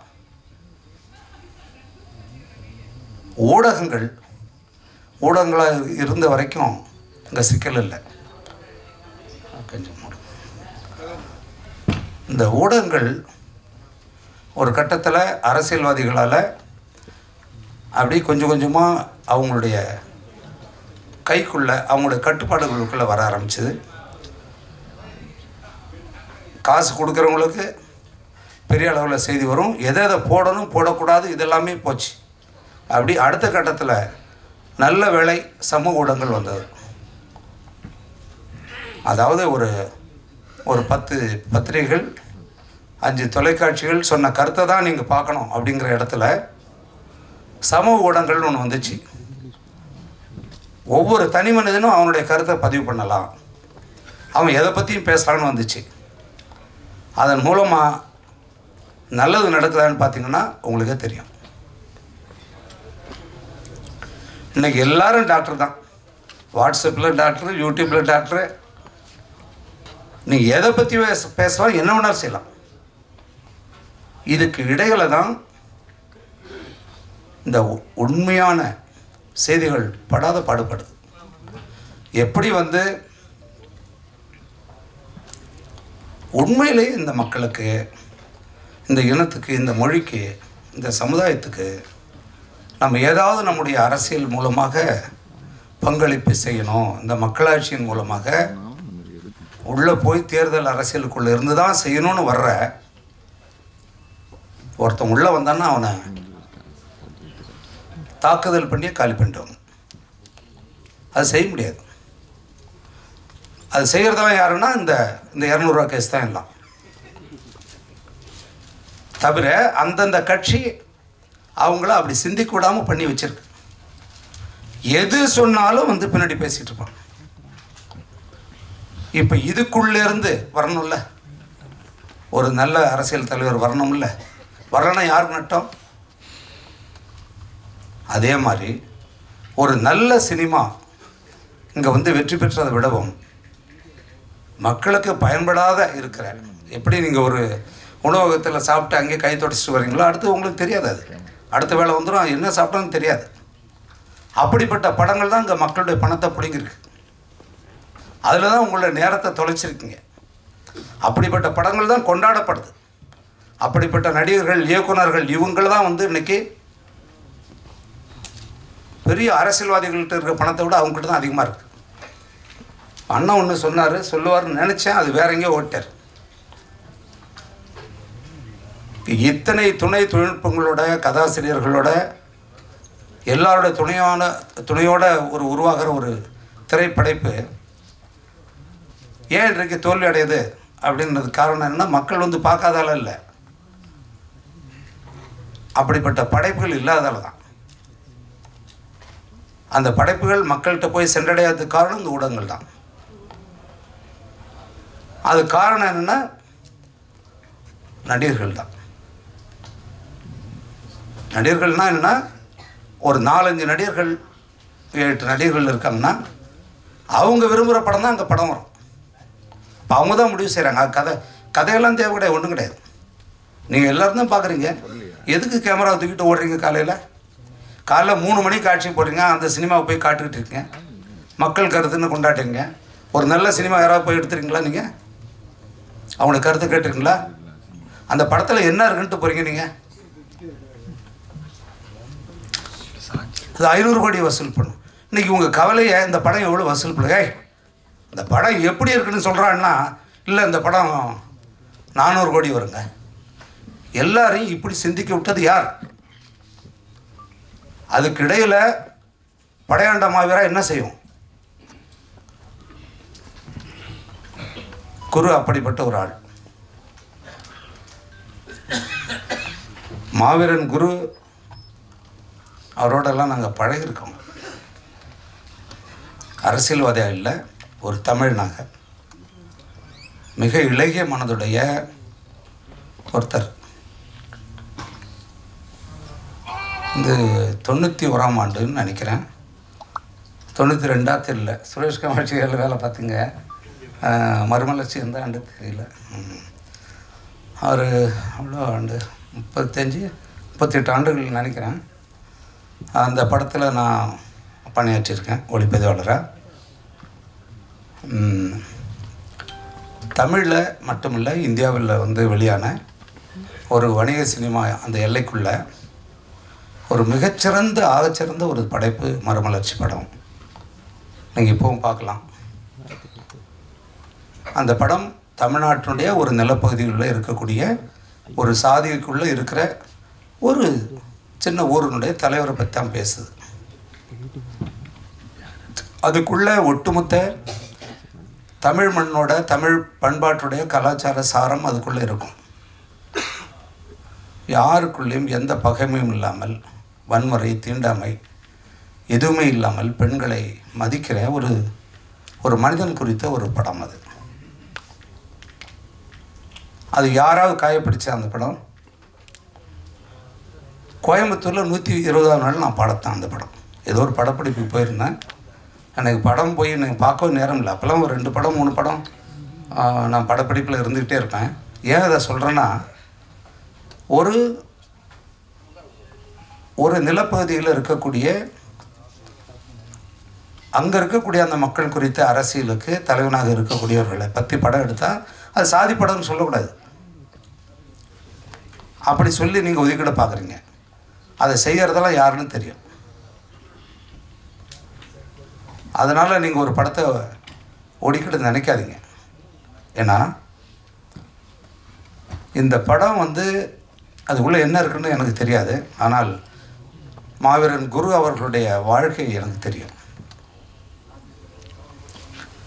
எனக்கு ரொம்ப வியப்பாக இருந்துச்சு. இந்த படத்தை கதையை எடுக்கிறாங்கன்னொன்னே இப்படி நிறைய பேர் இருக்காங்க. நிறைய பேர் எடுக்க வேண்டியிருக்கு. தமிழ் மண்ணில் மறைக்கப்பட்ட ஒரு பெரிய மாமனிதர்களுடைய வரலாற்றை நிறைய நம்ம செய்ய வேண்டியிருக்கு. இந்த படத்தை சரியாக மக்கள்கிட்ட கொண்டு போகணும் கௌதமன். அதை கொண்டு போக நீங்கள் தவறுற மாதிரி எனக்கு தெரியுது. தவறுறதுன்னா வேண்டுமென்றே இல்லை, இது சரியாக போய் சேரணும். ஏன்னா காலம் மிக குறைவாக இருக்குது. இது ஒரு படம் முடிஞ்சு வரும்போது நிறைய செய்தி ஒரு படம் அதான் சொன்னேன்லங்க. ஒரு ஹோட்டலில் போய் தலைப்பகாட்டி பிரியாணியில் போய் சாப்பிட்டுட்டு வெளியில் வந்தோடனே தொடச்சிட்டு வர்ற மாதிரி இருக்கக்கூடாது. அடுத்த வேலை அது உங்களோட ஏதோ ஒரு செய்தியை கடத்தணும், அடுத்த தலைமுறைக்கு ஒன்று கடத்தணும், உங்களை எந்த வகையிலாவது சிந்திக்கணும், ஒரு மாற்றத்தை உருவாக்கணும். அதுதான் படைப்பு. அப்படி ஒரு படைப்பாக இது இருக்கணும்னு நான் நினைக்கிறேன். ஏன்னா எல்லோரும் பேசுனதை பார்த்தா வைரமுத்தண்ணன் அவர் இடத்துக்கு தகுந்த மாதிரி பேசுவார். அவர் இடத்துக்கு தகுந்த மாதிரி பேசுவார், ஆளுக்கு தகுந்த மாதிரி எழுதுவார், எல்லாம் அது அதோடது. ஆனால் அதையும் தாண்டி இந்த படத்துக்கு அவருடைய பங்களிப்பை ஏன்னா பாடலாம் வெளியாயிடுச்சுல, நான் கேட்டேன்ல, இந்த தமிழை அப்படி கொடுத்துருக்காரு. உண்மையிலே இதில் பொய் சொல்லாடல் இல்லாமல் அதை எழுதியிருக்காரு. ஜிவி பிரகாஷ் இருக்கார். எனக்கு பிடிச்ச இளையராஜாவுக்கு பிறகு சமகாலத்தில் இருக்கக்கூடிய ஒரு மிக தேர்ந்த ஒரு இசைக்கலைஞன். அப்புறம் பாருங்கள், இந்த அவ்வளோ நடிகர்கள் இருக்காங்க. நிறைய நடிகர்கள் இருக்கிறதால ஒரு படத்தை பார்க்கணுன்னு அவசியம் இல்லை. தேவைப்படாத மக்களுக்கு அவசியமில்லாத படங்களில் தான் நிறைய நடிகர்கள் இருப்பாங்க பொதுவாக. இப்படி ஒரு நல்ல ஒரு கருத்தை சொல்லக்கூடிய ஒரு படத்தில் எல்லோரும் இருக்காங்க. ஒரு என்ன சொல்கிறதுன்னா, ஒன்றுமே இல்லாத ஒரு படத்தை பின்னாடி சொல்லிக்கிட்டே இருப்பாங்க. அப்படி படம் இப்படி படம் அது செய்வாங்க, என்னென்னமோ நடக்கும். அது திட்டமிட்டு நடக்குது. இங்கே யாருக்குள்ளே எந்த ஒரு விரோதமும் கிடையாது. குருவுடைய அரசியல் என்னென்னா, இந்த ஒடுக்கப்பட்ட விளிம்பு நிலை தலித் மக்களுக்கான ஆதரவோடு தான் அவருடைய அரசியல் இருந்துச்சு. ஆனால் அவரை அந்த சாதிக்கு எதிரானவர்களாக கட்டமைச்சது யாருன்னா, இந்த 2 சமுதாயத்தையும் பிரித்து ஓட்டு வாங்கி பிழைப்பு நடத்துகிற அதிகாரத்தை தக்க வச்சிருக்கிற இந்த அரசியல் கூட்டம்தான் இவங்களுக்குள்ளே தொடர்ந்து அந்த ரத்தத்தை குடித்து அதிகாரத்தை சுவைச்சிக்கிட்டு இருக்கு. அதெல்லாம் இப்போ வேஷம் கலைஞ்சிக்கிட்டு இருக்கு. கொஞ்சம் கொஞ்சமாக அந்த வேஷம் கலைஞ்சிக்கிட்டு இருக்கு. இந்த படம் அந்த வேஷத்தை இன்னும் அதிகமாக கலைக்கும்னு நான் நினைக்கிறேன். குறிப்பாக சொல்லணும்னா, அவங்க இந்த படத்தில் நிறைய பணம் சம்பாதிச்சு நம்ம எடுத்துகிட்டு போகணும் அப்படிங்கிறதுக்காக இவங்கள நான் இப்போ தான் பார்க்குறேன் மேடையிலே. அதுக்காக இவங்க வரல. ஒரு நல்ல மனிதரை பற்றிய ஒரு படம் இது மக்களுக்கு போகணுங்கிறதுக்காக எடுத்திருக்காங்க. அது மக்கள்கிட்ட போகணுங்கிறதான் என்னுடைய விருப்பம். ஒரு சரியில்லாத ஒரு படம் ஓடக்கூடாதுன்னு சொல்கிறாள் நான். அது எதுக்கு ஓடணும்? அது தேவையில்லை. அப்புறம் வந்து ஒரு ஒரு ஒரு ஆள் நடிக்கிறதாலேயே நீ நல்லா பெரிய ஆளாக வரணும் அப்படின்னு சொல்கிறது, அவன் எப்படி நடிக்கிறான்னு பாருங்கள் முதல்ல, அப்புறம் பெரிய ஆளாக வரட்டும்னு சொல்கிறாள். அப்படி தான் இருக்கணும் யாரானாலும். கௌதமனுக்கு வந்து இது ஒரு, ஏன்னா கௌதமன் வந்து நீ மறந்துருப்ப கௌதமன், எனக்கு நினைவு இருக்குது. இங்கே தான் குமரன் காலனி எங்கே இருக்கு? இங்கே இருக்க இருக்கு. அதில் 4வது தெருவில் பாலு ஆனந்த் அப்படின்னு ஒரு இயக்குனர், அவரோட நான் ஒரு படம், நான் எடுத்து வெளிவராத படம் அது ஒன்று தான். அந்த படம் பாதியிலே நின்றுச்சு, எடுக்கலை. ஒரு 4 நாள்லேயே நின்று போச்சு. அது 92வா 92?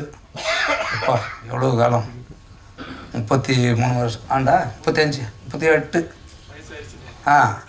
அந்த ஆண்டில் நான் பார்க்குறேன் ஒரு பையன், நான் வந்து உளுந்து கதறான், நடித்து காட்டுறான் பயங்கர. இப்போ என்ன 15-16 வயசு தான் இருக்கும் அது உனக்கு. இருந்து அப்படி இப்படி கதை சிவாஜி மாதிரி நடிக்கிறான், அதை நடிக்கிறான், வாய்ப்புக்கே இது பண்ணி காட்டுறான். அது ஓரமாக நிற்கிறான், யாரா அந்த பையன் என்னடான்னு பார்த்து நடிக்க வாய்ப்பு தேடி வந்த ஒரு கௌதமன். அன்னையிலேருந்து நான் பார்க்குறேன். கௌதமனுடைய இயக்கத்தில் நான் ஃபோட்டோகிராஃபி பண்ணேன். அப்புறம் என்னோட அவர் உதவியாளராக இருந்தார். இன்னும் ஒரு நல்ல நட்பில் தான் நாங்கள் இருக்கோம். ஒரு இன்றைக்கு இருக்கிற அரசியல் தமிழ் போராளிகள்லாம் பார்க்குறீங்க நீங்கள், அதில் வந்து அவங்களுடைய தளத்தில் இருந்துக்கிட்டு அதே ஒரு கருத்தியலோடு எது வந்தாலும் நான் அதை தான் செய்வேன்றவங்க வேறு, காலத்துக்கு தகுந்த மாதிரி தன்னை மாற்றிக்கிறவங்க வேறு. கௌதமன் அப்படிலாம் இல்லை. அவன் எடுத்த அந்த தமிழ் தேசிய கொள்கையில் அப்படி நிற்கிற ஒரு ஆள். அவங்க அப்பா வந்து ஒரு கம்யூனிஸ்ட்டு, ஒரு பெரிய ஒரு தொண்டர். அவரோட பெரிய தோழர் அவர், அவங்க அப்பா. கௌதமனுடைய இந்த குணத்தெல்லாம் கொடுத்துருக்கிறது அவங்க அப்பா தான். அதுதான் அந்த படத்தை வந்து கொடுத்துருக்கு. ரொம்ப மகிழ்ச்சி உங்களோட.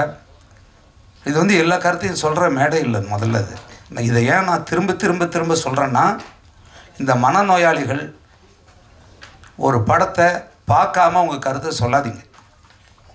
படத்தை பாருங்கள், சரியில்லைன்னா சரியில்லைன்னு சொல்லுங்கள், அது சிக்கலே கிடையாது. ஒரு குறிப்பிட்ட சாதியை பற்றி ஒரு படம் வருது, அதில் நடிக்கிறாங்கன்னா அதுக்காக அதை எதிர்க்கிற ஒரு முட்டாள்தனம் இருக்குல்ல, அது கூடாது. அதை செய்ய வைக்கிறது யாருன்னு நான் சொல்லிட்டேன். இதில் நம்முடைய பிள்ளைகள் வந்து பலியாகக்கூடாது. தொடர்ந்து இதே தீண்டாமை குறித்து எடுக்கிற இப்போ என் படம் ஒன்று, என் பையன் நடித்தான், பேரன்பும் பெருங்கோபம்னு ஒரு படம். அந்த படம் பார்த்துருக்கீங்களா நீங்கள்? இன்றைக்கு இருக்கிற தீண்டாமை குறித்த மிக முக்கியமான ஒரு படம். எவ்வளோ முக்கியமான ஒரு சினிமா அது. அது யாராவது அதை பாராட்டினாங்களா? அதாவது தீண்டாமைக்குள்ளே இருக்கிற தாழ்த்தப்பட்ட குடியிலிருந்து ஒருத்தன் போராடி அதுக்கு எதிராக, உயர் சாதிக்கு எதிராக போராடுற படங்கள் நிறைய வந்தது. அந்த படம் அதுக்கு மேலே இருக்கிற உயர்குடியில் இருக்கிற ஒருத்தன் அந்த ஆணவ கொலைக்காக அவன் பாதிக்கப்பட்டு அவன் அந்த மக்களுக்காக வந்து போராடுறான். அப்படி ஒரு படம் வந்துச்சு. ஆனால் அது யாருமே பேசலை. யாரெல்லாம் இந்த தீண்டாமைக்காக குரல் கொடுக்குறாங்களோ, இந்த தலித் மக்களுக்காக நாங்கள் தான் படம் எடுக்கிறோன்னு சொல்கிறாங்களோ, அவங்களாம் கூட அது யாரும் வந்து பார்க்கல, அதை பற்றி பேசவே இல்லை. அப்போ இங்கே என்ன மாதிரியான அரசியல் நடந்துக்கிட்டு இருக்கு? இந்த சினிமா வச்சு வேற என்ன பிழைப்பு பண்ணிட்டு இருக்கீங்க நீங்கள்? அந்த பிழைப்பு இந்த படத்துக்குள்ளே வரக்கூடாது. இது ஒரு பொதுவான இந்த தமிழ் மண்ணில் வாழ்ந்து மறைந்த, அறம் சார்ந்து இயங்கிய இந்த மண்ணையும் மக்களையும் இந்த இனத்துக்காக அந்நியர்களுக்காக எதிர்த்து குரல் கொடுத்து மறைந்த ஒரு வீரனுடைய ஒரு கதை. அப்படி நீங்கள் பார்க்கணுங்கிறத என்னுடைய கோரிக்கை. நன்றி, வணக்கம். தவிரவும் அவர் இருந்து பார்த்துருந்தா, இல்லாமலே நான் கடைசி நேரத்தில் பகிரியில் வாட்ஸ்அப்பில் அனுப்புனதை பார்த்துட்டே அவர் வந்து என் மீது இருக்கிற பேரன்பையும் பெரும்பாசத்தையும் அவர் காட்டினதுங்கிறது மறக்க முடியாத அவருடைய உரை. விமர்சனங்கள் யார் மேலே வேணாலும் இருக்கலாம். ஆனால் இன்றைக்கி தமிழ் இனத்தில் மட்டும் இல்லை, இந்திய ஒன்றியத்தில் மட்டும் இல்லை, உலகத்திலேயே இன்றைக்கி வாழ்ந்துகிட்டு இருக்கிற ஒரு பெரும் கவிஞர், ஒரு புலமை வாய்ந்த ஒரு தமிழர் கவிப்பேரரசு வைரமுத்து அப்படிங்கிறத காலம் எதிர்காலம் சொல்லும். தவிரவும் அவர் மட்டும் இல்லை, அவர் பேச்சில் இருந்த அந்த அன்பு பாசம் மட்டும் இல்லை, இங்கே மேடையில் இருக்கிற என்னை வளர்த்து விடணும்னு முடிவு பண்ணி இந்த படைப்பை தொடங்கின விகே ப்ரொடக்ஷன்ஸ், என்னுடைய பெரும் பிரியத்துக்குரிய பாசத்துக்குரிய ஒவ்வொருத்தரும், அது உமாதேவன் ஐயாவாக இருக்கட்டும், குரல் அமுதனாக இருக்கட்டும், பாஸ்கர் ஐயாவாக இருக்கட்டும், இது அடுத்த கட்டத்துக்கு எடுத்துகிட்டு போகணுன்னு வந்து என்னோடு இணைந்த கர்நாடகத்திலேருந்து வந்த ஒரு தமிழர் கிருஷ்ணமூர்த்தி அவர்களாக இருக்கட்டும், நான் எப்பொழுதும் தோளோட நிற்பேன், உன்னை வளர்த்துறது என்னுடைய வேலைன்னு இறுதி கட்டத்தில் ஆகிற எல்லா செலவையும் ஏற்றுக்கொண்ட ஐயா சரவணராஜ் ஐயா அவர்களாக இருக்கட்டும், இதில் சிறு தடங்கல்கள் இதெல்லாம் வரும்போது அதெல்லாம் கூட நின்று சரி செஞ்ச ஐயா சுந்தரவரதன் ஐயாவாக இருக்கட்டும், எப்பொழுதும் துணை நிற்கிற கண்ணன் சகோதரராக இருக்கட்டும், முதல் வெள்ளை பேப்பர்லேருந்து இதுவரைக்கும் எல்லா காட்சிகளையும் பட குரல் பதிவு செய்கிறதுலேருந்து முடிகிற வரைக்கும் எல்லாத்தையும் பார்த்து என் தோளோடு தோல் நிற்கிற என்னுடைய பேரன்பிற்குரிய சகோதரர் சுரேஷ் காமாட்சி அவர்களாக இருக்கட்டும். பல நேரத்தில் எனக்கும் அவருக்கும் பெரும் வாக்குவாதம் வரும், ஆனால் உள்ளுக்குள்ளே ஒரு பேரன்பை சுமந்து எப்பொழுதும் என்னோட தூரத்தில் இருந்தாலும் ஒரு என்ன இது இப்படி போ இப்படி செய் அப்படின்னு சொல்கிற தங்கர் பச்சான் அவர்களாக இருக்கட்டும். இப்படி எல்லாருமே மேடையில் இருக்கிற என்னோட எல்லா படைப்புகள்லையும் துணை நிற்கிற தன்னுடைய நெருப்பு தெரிக்கிற வசனங்களை நான் என்ன நினைக்கிறேனோ நான் ஒன்று சொல்லுவேன், சொல்லாமலும் இருப்பேன், சொல்லாதது திரும்ப எனக்கு ஞாபகம் வரும், இந்த வசனம் இப்படி இருந்தால் இருக்குன்னு. பேப்பரில் வரும்போது அது அப்படியே இருக்கும், இதே வார்த்தையை நான் போடணும்னு நினச்சேன் அப்படின்னு நான் சொல்லுவேன் கூப்பிட்டு. அப்படி எல்லா நேரத்திலும் ஒரு நெருப்பு சிற்பத்தை போல தன்னுடைய வசனங்களால் என் கூடவே இருக்கிற என்னுடைய தம்பி பாலமுரளிவர்மனாக இருக்கட்டும்.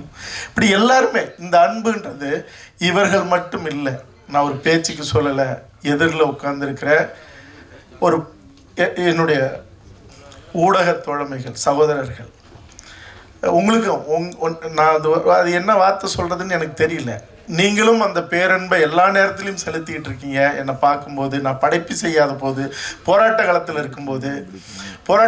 இருக்கும்போது அது முடிச்சுட்டு இங்கே ஒரு இல்லைன்னு நினைக்கிறேன், ராஜ் டிவியில் அவர் இருந்தார், அவர் என்னை லிஃப்டில் பார்த்து இந்த ஜல்லிக்கட்டு போராட்டத்தில் என்னை முதல் முறையாக என்னை கட்டி பிடிச்சி முத்தம் கொடுத்தாரு கன்னத்தில். ஒரு ஆணுகிட்ட வாங்கின முத்தம் அது, ஒரு ஊடகவியலாளர். அப்போ இந்த அன்பு பாசம் இருக்குல்ல, ஏன் எல்லா நேரத்திலையும் என்னை மறந்து என் குடும்பத்தை திறந்து கூட இந்த சமூகத்துக்காக நின்று போராடி அந்த போராட்ட காலத்தில் உயிர் திறந்தாலும் அது மகிழ்ச்சியேன்னு நின்றுக்கிட்டு இருக்கிற இந்த நிலைங்கிறது, அது என்னுடைய தந்தை தோழர் தமிழரசன் புலவர் பெருமகள் கலிய பெருமாள் அவங்களோட நின்று உயிர் திறந்து பல ரணங்களை அனுபவித்து இந்த எல்லாம் பார்த்த நிலையில் கூட தொடர்ந்து நிற்கணுங்கிறதுங்கிறது இந்த சமூகம் காட்டுற பேரன்பு மட்டும் இல்லை, இந்த இனம் சுமந்த ஒரு பெரும் வரலாறும் கூட. இந்த படைப்பு கூட நான் போன முறை மறுபடியும் இங்கே ஒளிபரப்பு சில பாடல்களும் ஒரு வீரப்படையாண்ட வீராங்கிற அந்த லிரிக்கல் வீடியோவும் அந்த முன்னோட்ட காட்சி முதல்லையும் கடைசியில் போட்டதெல்லாம் ஏற்கனவே அதுக்கு முன்னாடி இருக்கிறதெல்லாம் நீங்கள் பார்த்தது. ஆனால் 3 மாதங்களுக்கு முன்னாடி திரும்ப நாங்கள் இதை போட வேண்டிய ஒரு நிலைங்கிறது அன்னைக்கு உங்களோட நான் பேசலை, நீண்ட நேரம் ஆயிடுச்சு. திரு சீமான் அவர்களுடைய உரையாக இருக்கட்டும், எல்லாமே பொறுப்பானதா. அன்னைக்கும் சரி இன்னைக்கும் சரி ஒரே ஒருத்தர் கூட ஒரு வார்த்தை கூட ஒப்பனைக்கு இல்லாமல் இருந்தது இருக்குல்ல, இதெல்லாம் ஒரு பெரிய தரிசனமாக நான் பார்க்குறேன் என்னுடைய வாழ்க்கையில்.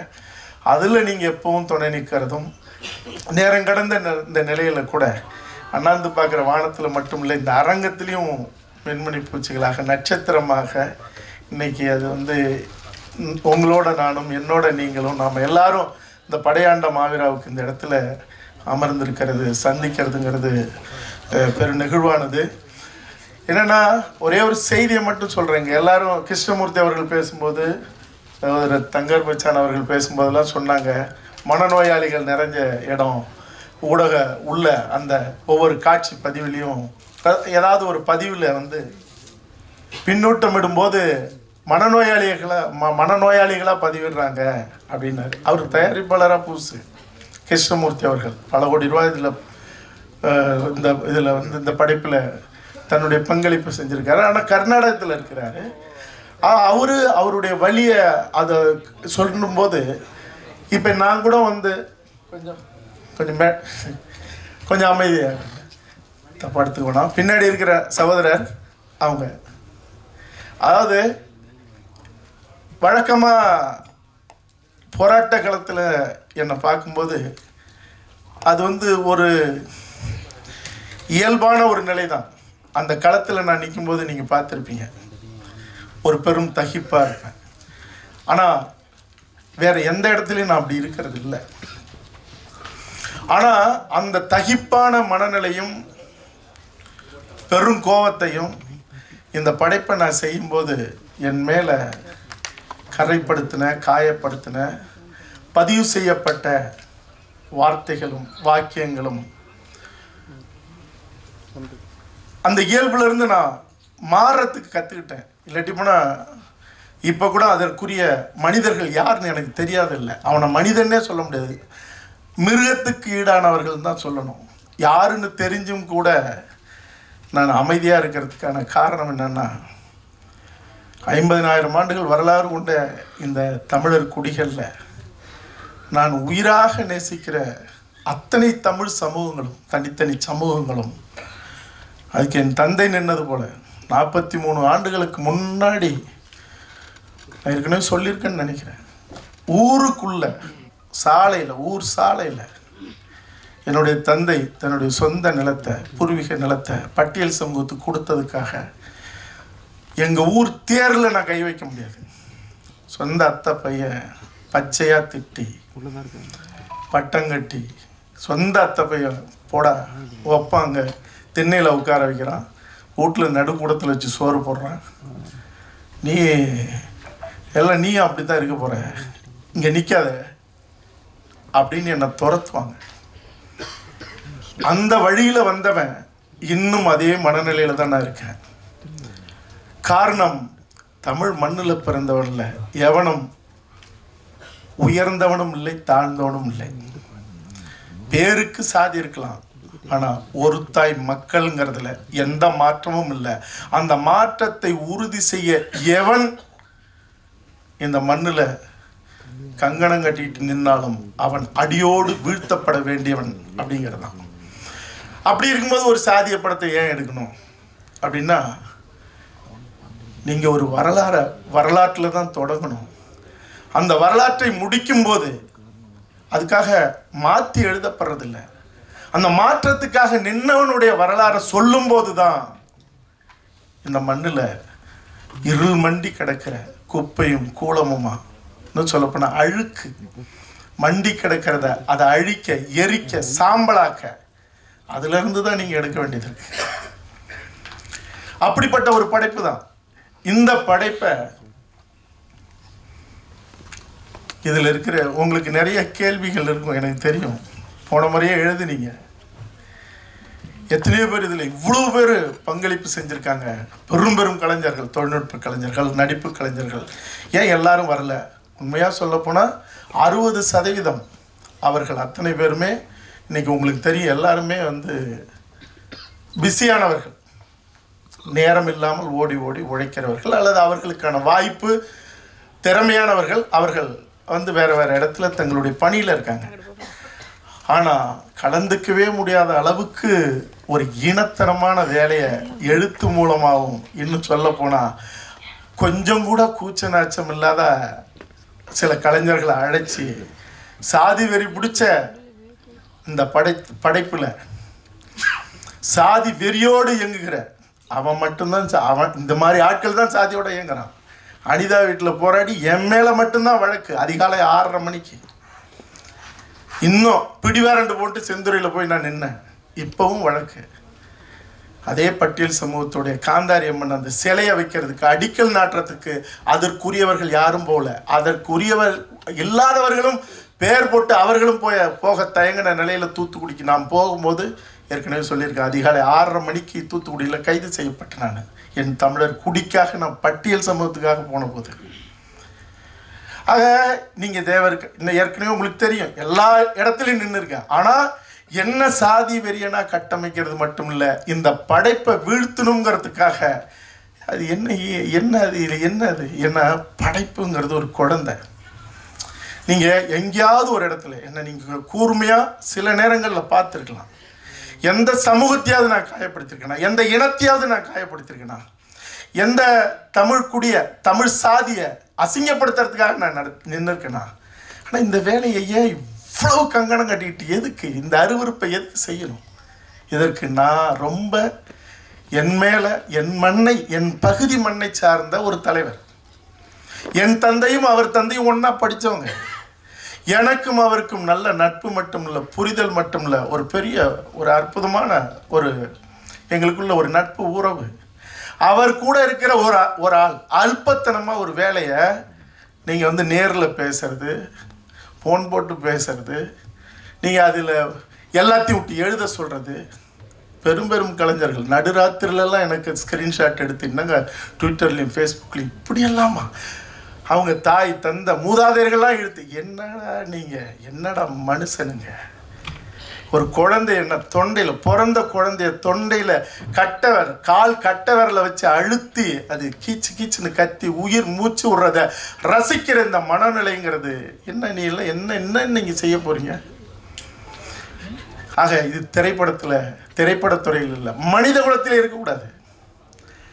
ஆக இந்த ஈனத்தனமான வேலையெல்லாம் என் படையாண்ட மாவீராவுக்கு மட்டும் இல்லை, எதுலையுமே இருக்கக்கூடாது. ஆனால் எல்லாரும் சொன்னது போல எதையும் அறம் கொண்ட எதையும் இந்த மண்ணில் வீழ்த்த முடியாது.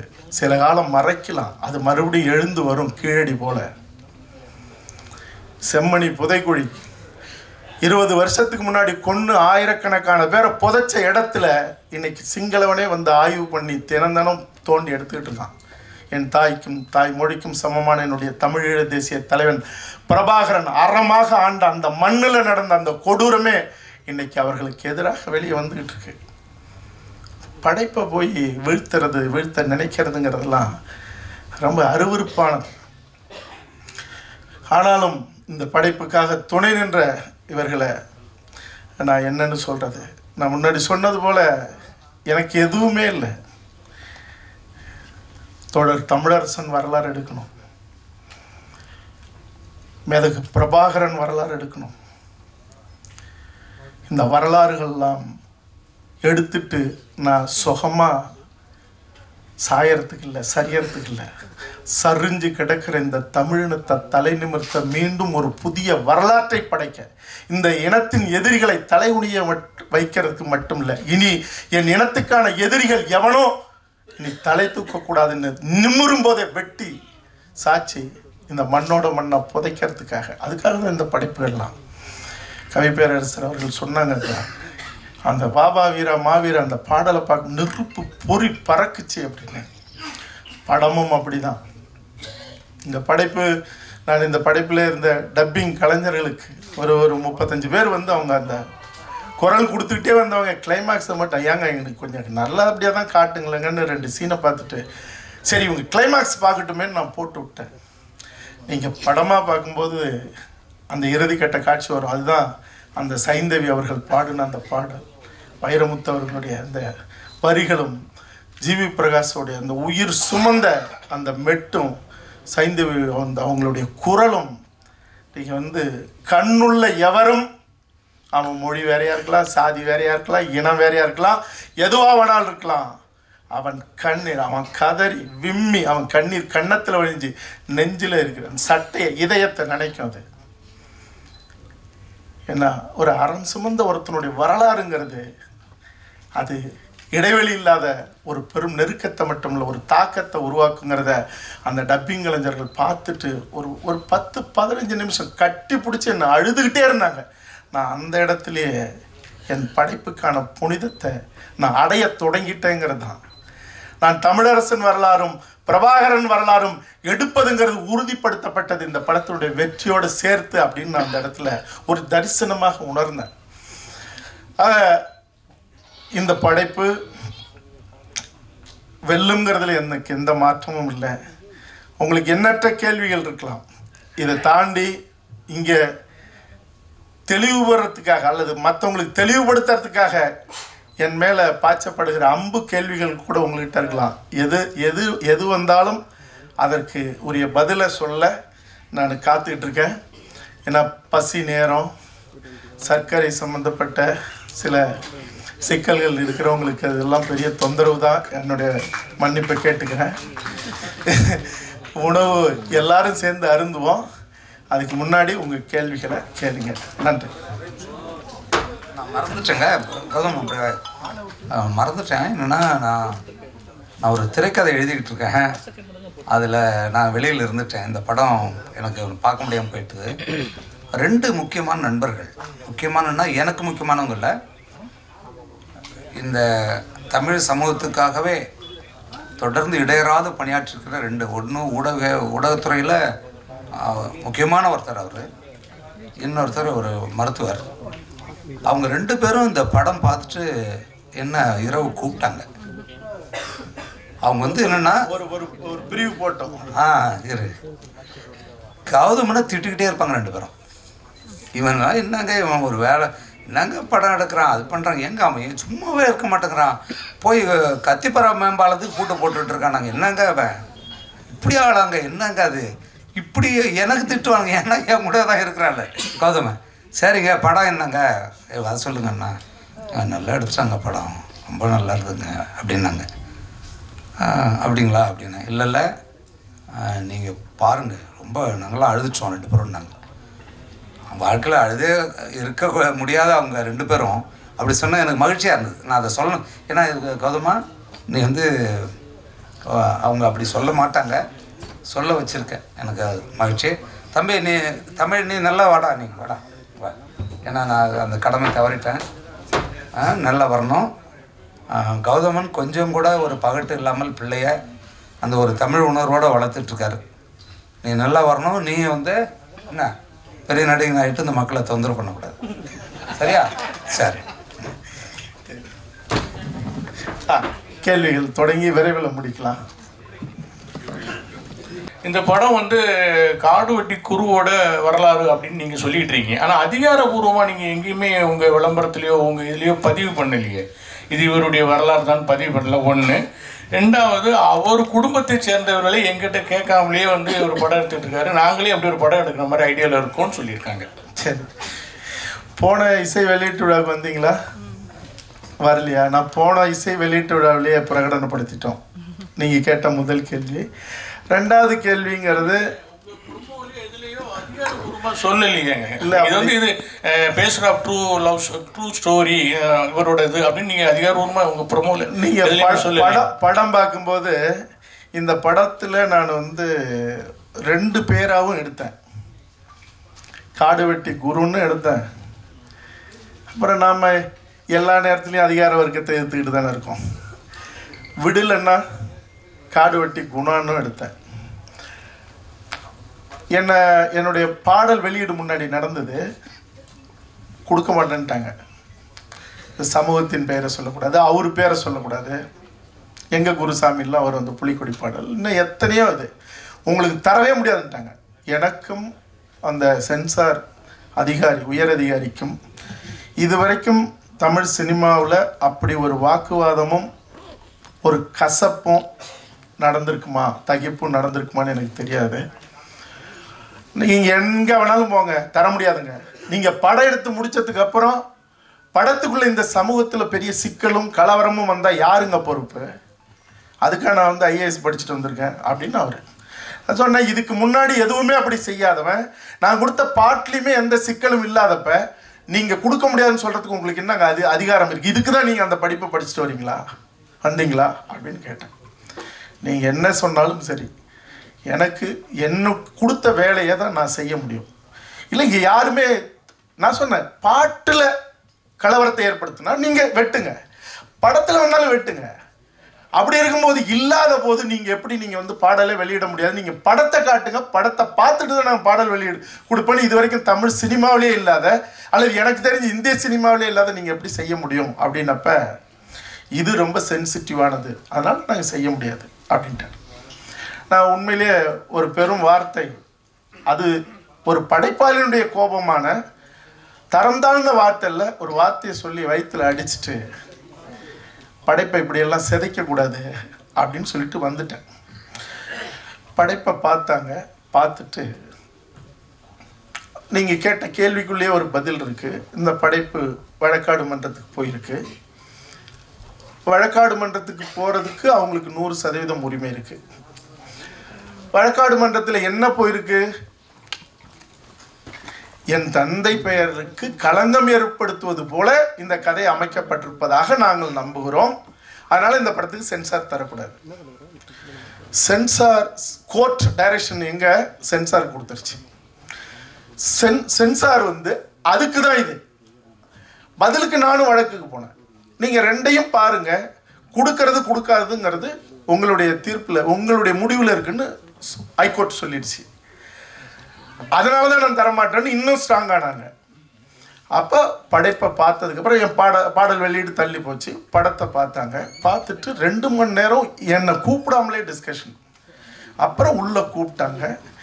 காரணங்களாக கேட்குறாங்க, இந்த படைப்பை எதுக்காக எடுத்தீங்க, என்ன ஏது, என்ன இதுக்கு என்ன ஆவணம் இருக்குது. நான் ஆவணங்களை எல்லாத்தையும் எடுத்துகிட்டு போயிருந்தேன். ஜூனியர் விகடன்லேயே ஒரு வரலாறு தொடங்கி ஒரு கட்டம் போய் நின்று இருக்கு. ஆனந்த விகடனில் கேட்டேன், அவங்க தேடி எடுத்து கொடுத்தாங்க. ஏன்னா என்னுடைய நோக்கம் என்னங்கிறது அவங்களுக்கு தெரிஞ்சதுனால எல்லா ஆவணத்தோடையும் நான் எடுத்துகிட்டு போய் கொடுத்தேன். இவங்க கொடுக்க மாட்டாங்க, இது நடக்கவே நடக்காது, பெரும் சிக்கலாக போகுதுன்னு நான் நினச்சிட்டு இருந்தேன். அவங்களுடைய இடத்துல நின்று அவங்க ஒரே ஒரு விஷயம் சொன்னாங்க, இந்த படைப்பு ஒரு நேர்மையை சொல்லுது, ஒரு அறத்தோடு படைக்கப்பட்டிருக்கு, ஏன் நீங்கள் இதில் அவருடைய படத்தையே போட்டு நீங்கள் சமர்ப்பணம்னு சொல்லக்கூடாது அப்படின்னாங்க. அதை நான் செஞ்சுருக்கேன். நீங்கள் கேட்ட கேள்வி அதுதான். ரெண்டாவது, இந்த அவங்க வழக்கு போட்டதுங்கிறது எங்கள் அப்பா பேருக்கு களங்கம் வைக்கிறது. நான் தம்பி கனலுக்கு இந்த படத்தை பாரு அப்படின்னு நான் கூப்பிட்டேன். இன்னொரு விடயம், எனக்கு நேரடி உறவினர் அண்ணன் குரு அவர்கள். அவன் என்னுடைய தம்பி. நான் அது சம்பந்தமான கேள்விக்கு வேறு எந்த பதிலையும் சொல்லி அவர்கள் மீது எந்த களங்கமும் வந்துடக்கூடாது. அது என் மேலேயே சுமத்தப்பட்டுகிற களங்கம் அது. அதனால் சொல்லப்பட்ட குற்றச்சாட்டு எங்கள் அப்பாவுக்கு களங்கம் ஏற்படுன்றது. நீங்கள் படைப்ப பாடல் முன்னோட்டம் மட்டும் பார்த்துருப்பீங்க. அது களங்கம் வந்திருக்கா இல்லையான்னு உங்களுக்கும் தெரியும். படம் பார்த்ததுக்கப்புறம் எல்லாருடைய கண்ணீரும் அதுக்கு பதிலாக இருக்கும். கடைசி தம்பி இருங்க, நான் முடிச்சார் ஒரே நிமிஷம். சரி, ஒரே நிமிஷம். அதாவது சார், அவர் காடுவெட்டி குரு ஒரு எளிய தலைவர், எளிய மக்களுக்காக உழைத்த தலைவர். அவருடைய வரலாற்றை இவ்வளோ கலர்ஃபுல்லாக சினிமா சமரசங்கள் அதிகமாக வைத்து எடுக்கணுமா, யதார்த்தமாக எடுத்துருக்கலாமே? ஆர்ட் ஃபில்ம் எடுத்தால் நீங்கள் பார்த்துருவீங்களா? ஆர்ட் ஃபில்மை எடுத்து எவன் காசியாவது பிடுங்கி அவங்களுக்கு கோமணத்தோட சென்னையிலேருந்து அனுப்பணும், அதானே? படைப்புங்கிறது கலை சார்ந்தது, அலங்காரம் சார்ந்தது. அதை பார்த்து தினம் திரையை பார்த்து குரல் பதிவு செய்கிறவங்களே கதறி அழுவும்போது உங்களுக்கு நோக்கமும் இலக்கும் என்னவோ அது முக்கியமானது. கருத்தும் போய் சேரணும், காசு போட்டவங்களுக்கு பணமும் வரணும். யார் காசுலேயே நான் குளிக்கக்கூடாது, அதுதான் இது. இப்போ படைப்பை பார்க்கும்போது நான் ஒன்று உரிமையோடு கேட்டுக்கிறேன் என் ஊடக தோழமைகள்கிட்ட, உங்களுக்கு பாடல் பார்த்தீங்க, முன்னோட்டம் பார்த்தீங்க, உங்களுக்கு சிலிர்ப்பு ஏற்பட்டுதா? இருந்தது இல்லை? அப்போ அது முக்கியம் தானே. நான் அழுக்கு வேட்டியும் அழுக்கு சட்டையும் போட்டு ஒரு சாதாரண ஒரு ஒளிப்பதிவாளரை வச்சு இல்லை ரொம்ப சாதாரணமாக ஒரு படைப்பை செஞ்சு நான் எடுத்துகிட்டு வந்தால் இந்த வார்த்தையை நீங்கள் சொல்லுவீங்களா? அடுத்தது காடுவெட்டி குரு ஐயா ஒரு சமூக சார்ந்து தான் இருந்தாருன்னு சொல்லிட்டு இப்போ வரைக்கும் பேசப்படுது. இந்த படத்தில் எல்லா சமூகத்துக்கும் சார்ந்தவர்னு சொல்லிட்டு ஒரு விஷயம் வச்சுருக்கீங்களா? ஏன்னா அதுதான் குறிப்பிட்ட ஒரு லெவலில் யாராக இருந்தாலும் அதான் பேசுகிறாங்க. இதுக்கு நான் பதில் சொல்கிறத விட என் படம் தான் பதில் சொல்லணும். இதே கேள்வியை ப்ரெஸ்ஸோ போடுவோமா, அங்கே வச்சு பேசுவீங்களா, கேள்வி கேட்பீங்களா? கண்டிப்பாக. தேவையானவங்க ரெண்டாக கிழிக்கிறதுக்கான உரிமை உங்களுக்கு இருக்குது. அதுக்கான பதில் அப்போ நான் சொல்கிறதுக்கு எனக்கு உரிமை இல்லை, அது படம் தான். ஏன்னா அப்புறம் இன்னொரு கொஸ்டின், காடு வெட்டி குரு அந்த டைட்டில் வைக்கிறதே உங்களுக்கு பிரச்சனைன்னு சொன்னீங்க. இதே ஒரு 1 வருஷத்துக்கு முன்னாடி வந்து ஆர்கே சுரேஷ் வந்து காடு வெட்டின்னு படம்னு சொல்லிட்டு பிரச்சனைன்னு சொல்லல. இல்லை பிரச்சனை உங்களுக்கு நிறைய ப்ராப்ளம் வந்து எல்லாம் பின்னாடி பேசினாங்க, ட்விட்டரில் இருக்கலாம். அந்த டைட்டில் வைக்கிற என்ன பிரச்சனை வருது உங்களுக்கு? எந்த டைட்டில்? காடு வெட்டி. அது ஒன்றும் பிரச்சனை இல்லைன்னு தானே சொல்றேன். வைக்க முடியுமா? இப்போ யாரு திருப்பி பண்ண முடியுமா? அவரோட படம் தானே அது. இல்லை நீங்கள் படம் பாருங்க, எல்லாத்தையும் சொல்லியிருக்கேன். ஆனால் ஒரு கேள்வி தானே சொல்லுங்க. இந்த கதையில் வந்து முன்னணி ஹீரோ மீட் பண்ணீங்களா இல்லை நீங்கள் தான் நடிக்கணும் உருவாக்குறீங்களா? அதாவது அதுக்கு உண்மையாக தான் சொல்கிறேன் ஆகணும். இந்த படைப்பை செய்யும்போது, கதை எழுதும்போது கௌதமன் நடித்தா நல்லா இருக்கும் அப்படின்னு தான் ஒரு இயக்குனராக நான் முடிவு பண்ணேன், 100%. ஆனால் பொருளாதாரமாக போகும்போது என்னுடைய சகோதரர் சுரேஷ் காமாட்சி அவர்கள் கூட, அண்ணே ஒரு விஜய் சேதுபதி மாதிரி நடித்தா நல்லா இருக்குண்ணே அப்படின்னாப்புல. நான் சொன்னேன் கிடைச்சா எடுக்கலாம், உண்மையிலே கிடைச்சா எடுக்கலான்னு நினச்சேன். நான் யாரையும் தப்பு, இன்னும் 2-3 ஹீரோக்கள் உண்மையிலே கிடைச்சா இன்னும் பிரம்மாண்டமாக எடுக்கலாமே அப்படின்னு தான் என்னுடைய பேராசை. ஆனால் நானே நடிக்க வேண்டியதாகிடுச்சு. அதனால் நான் என்ன எதிர்பார்த்தனோ அது நடந்தது. சார் வணக்கம் சார். சார் இப்போ நீங்கள் இதில் வந்து நீங்களே நாயகனாக நடிச்சிருக்கீங்க. இப்போ அடுத்து தமிழரசனும் அதுக்கப்புறம் வந்து பிரபாகரனை பற்றியும் எடுக்கிறது உறுதின்னு சொல்லியிருக்கீங்க. இப்போ அதுலேயும் நீங்கள் தான் வந்து ஹீரோவாக நடிப்பீங்களா? நடித்தா பார்ப்பீங்களா பார்க்க மாட்டீங்களா? கண்டிப்பாக பார்ப்போம் சார். அப்போ அதுதான் நடக்கும். Okay sir. அப்போ இன்னொரு கேள்வி, இப்போ பிரபாகரன் எடுக்கும்போது நீங்கள் வந்து இப்போது இலங்கை கண்டிப்பாக சொல்லி தான் ஆகணும். அதே மாதிரி சர்வதேச போர் குற்றவாளின்னு அறிவிக்கப்பட்ட ராஜபக்ஷ பற்றி சொல்லி ஆகணும். இப்போ உலக அரசியல், இந்திய அரசியலேருந்து தமிழ்நாட்டு அரசியலேருந்து சொல்லணும். அது வந்து நிறைய, அதுக்கு எப்படி நீங்கள் தயாராக இருக்கீங்களா? ஏன்னா நிறைய எதிர்கொள்ள வேண்டியது இருக்குமே. என்னுடைய சந்தன கார்டு பார்த்தீங்களா? திரும்ப பாருங்கள், யூடியூப்பில் இருக்குது. என் இனத்தை அழித்த அதிகார வர்க்கம், அரசியல்வாதி, ஐஏஎஸ், காவல்துறை உயரதிகாரிகள், அன்னைக்கு இருந்த அரசியல்வாதிகள், ஆட்சியாளர்கள் அத்தனை பேர் எரித்து சாம்பலாக்கி கரைச்சி விட்டவன் நான் இதை பெருமையோடு சொல்ல. என் இனத்துக்கு எதிரானவன் எவனாக இருந்தாலும் நான் நேராகவும் நின்று யுத்தம் செய்வேன். என் படைப்பிலையும் அவர்களை தலைகுனிய வைக்கிறது மட்டும் இல்லை, அவனுடைய சமாதியிலேயே என் சந்ததி மட்டும் இல்லை அவன் சந்ததியும் காரி துப்புற அளவுக்கான படைப்பாக இருக்கும். அது நான் எடுக்க போகிற வன்னிக்காடுக்கும் அது பொருந்தும். சார், இந்த படத்தை நிறைய எதிர்ப்பு வந்தது அப்படின்னீங்க, நிறைய கமெண்ட்லாம் சொன்னாங்க. நிறைய இது ஒரு படைப்பாளியாக எதிர்த்தவங்களுக்கு, எதிர்ப்பு தரப்பு தலைவர்களுக்கு, அந்த நிர்வாகிகளுக்கெல்லாம் படத்தை முன்னாலே ஒரு அழைப்பு விடுத்து ஒரு ப்ரீமியர் ஷோ இதை போட்டு காமிப்பீங்களா? அது தயாராக இருக்கீங்களா? நான் தயாராக இருக்கேன். அவங்க வர்றதுக்கு அவங்க தயாராக இருக்கணும். எனக்கு எதை பற்றியும் கவலை இல்லை. சார் வணக்கம் சார். அவரு சார் சொல்லுங்க சார். வணக்கம். வணக்கம். வசனகர்த்தா சார் பேசும்போது ஒரு தலைவரை பத்தி பேசினார். நீண்ட நாளா வந்து அந்த கொஸ்டினுக்கு ஆன்சரே இது வரைக்கும் கிடைக்கல. எந்த மேடையிலையும் அவர் வந்து பேசின மாதிரி தெரியல. அதாவது என்ன சொல்லியிருக்காருன்னா, ஒரு சமூகத்து பொண்ணை கட்டு வெட்டு அப்படின்னு பேசினாருன்னு நீண்ட நாளா அது போயிட்டு இருக்கு. ஆனா அவர் பேசுனதுக்கான எவிடன்ஸ் இது வரைக்கும் எங்கேயுமே இல்லை. அது தொடர்ந்து அந்த குற்றச்சாட்டு வைக்கிறாங்க. உங்க மேடையிலயும் வந்து வசனகர்த்தா அதை சொல்றாரு. இது எந்த விதத்தில் நியாயம்னு நீங்க நினைக்கிறீங்க? அதுக்கான ஆன்சர் நீங்க தான் பண்ணணும். இல்ல அவரு சொன்னதுக்கு நான் எப்படிங்க பண்ண? இல்ல சார், நீங்க தான் படம் எடுத்து என் படத்துல இருக்கா? உங்க படத்தோட இல்ல என் படத்துல இருக்கா? உங்க படத்தோட வசனகர்த்தா பேசி இல்ல என்ன கேளுங்க. இல்ல சார், அதான் உங்கள்ட்ட நீங்க கேக்குற கேள்விக்கு நீங்க கேக்குற கேள்வி அறமான கேள்வி இல்லைன்னு உங்களுக்கு பின்னாடி இருக்கிற நம்மளுடைய சகோதரர்கள் சொல்றாங்க. அதுக்கு நான் பதில் சொல்லக்கூடாது, சொல்றது நியாயமும் இல்லை. ரெண்டாவது அது இதுக்கான இடம் இல்லை. என்னகிட்ட கேளுங்க. சரி சார், உங்க படம் இல்ல இல்ல இருட்டா அவரு பால இல்ல இல்ல இல்ல இல்ல இல்ல இல்ல வேணாம் வேணாம் வேணாம் இல்ல இல்ல அப்படி இல்ல சார். இல்ல நண்பா, அவர் வந்து பேசும்போது இதே மேடையில தான் இல்ல அதுக்கு என்ன பதில் சொல்றது? என்ன பதில் சொல்றது இது? இல்ல சார், அப்படி பேசினாருன்னு நீண்ட நாளா ஒரு தலைவர் மேல குற்றச்சாட்டு இருக்கு. சரி, அந்த குற்றச்சாட்டு உண்மையா இல்ல? நான் வந்து எல்லாருக்காகவும் நிற்கிறவன். அதுல நீங்க உங்களுக்கு நம்பிக்கை இருக்கா சார்? அடுத்த மேட்டர் போலாம் சார். அடுத்தது இது வந்து கயத்தார் பகுதியில் நடந்தது. ஜான்பாண்டியன் கட்சிக்காரங்களை வெட்டினாங்க, நடந்துச்சு. அதெல்லாம் அதை விட்டுருங்க. மரவனை வெட்டு, மரத்திய கட்டுகள் நடந்தது, அதை விட்டுருங்க. இப்போ வந்து தமிழரசன் கதை எடுக்கிறீங்கன்னாக்க உண்மையிலேயே அப்படியே, ஏன்னா உங்கள் அப்பா வந்து தமிழரசன் கூட பழகினவர், அப்போ முழுக்க முழுக்க கரெக்டாக எடுப்பீங்களா? பொன்பரப்பி சம்பவத்துலேருந்து எல்லாத்தையும் கரெக்டாக எடுத்துருவீங்களா? அது ஒரு நெருப்பு சிற்பமாக வரும். நான் சொல்கிறதில்ல அர்த்தமும் அடர்த்தியும் உங்களுக்கு புரியும் நான் நினைக்கிறேன். அது ஒரு நெருப்பு சிற்பமாக வரும். தோழர் தமிழரசன் அவர்களை பொன்பரப்பிய அந்த வங்கி வாசலில், அந்த ஏரி குளத்துக்கு பக்கத்தில் நீங்கள் எந்த அதிகார வர்க்கம் திட்டமிட்டு அயோக்கியத்தனமாக அவரை அடித்து அவரை சிதைச்சி அந்த இடத்துல கொன்னார்களோ, கொல்லும்போது எந்த அந்த இடத்துல குளம் நிறைய தண்ணீர், ஆனால் காவேரி உரிமைக்காகத்தான் அந்த வங்கி பறிப்புக்கே போனது. தமிழ்நாட்டுக்கே தண்ணி வேணும்னு சொன்ன ஒருத்தரை அடித்ததோட மட்டும் இல்லை, காவல்துறை முன்னாடி மக்களை நிறுத்தி அடித்ததோட மட்டும் இல்லை, அவர் தண்ணின்னு வாய் அசையும் போது தண்ணி கூட குடிக்காத அடித்து கொன்ன அந்த காட்டு மிராண்டிகள், அதிகார வர்க்கம், காவல்துறை, அவர்களோடு நின்ன கயவர்கள். ஒரு கட்டத்தில் அந்த ஊர் மக்கள்,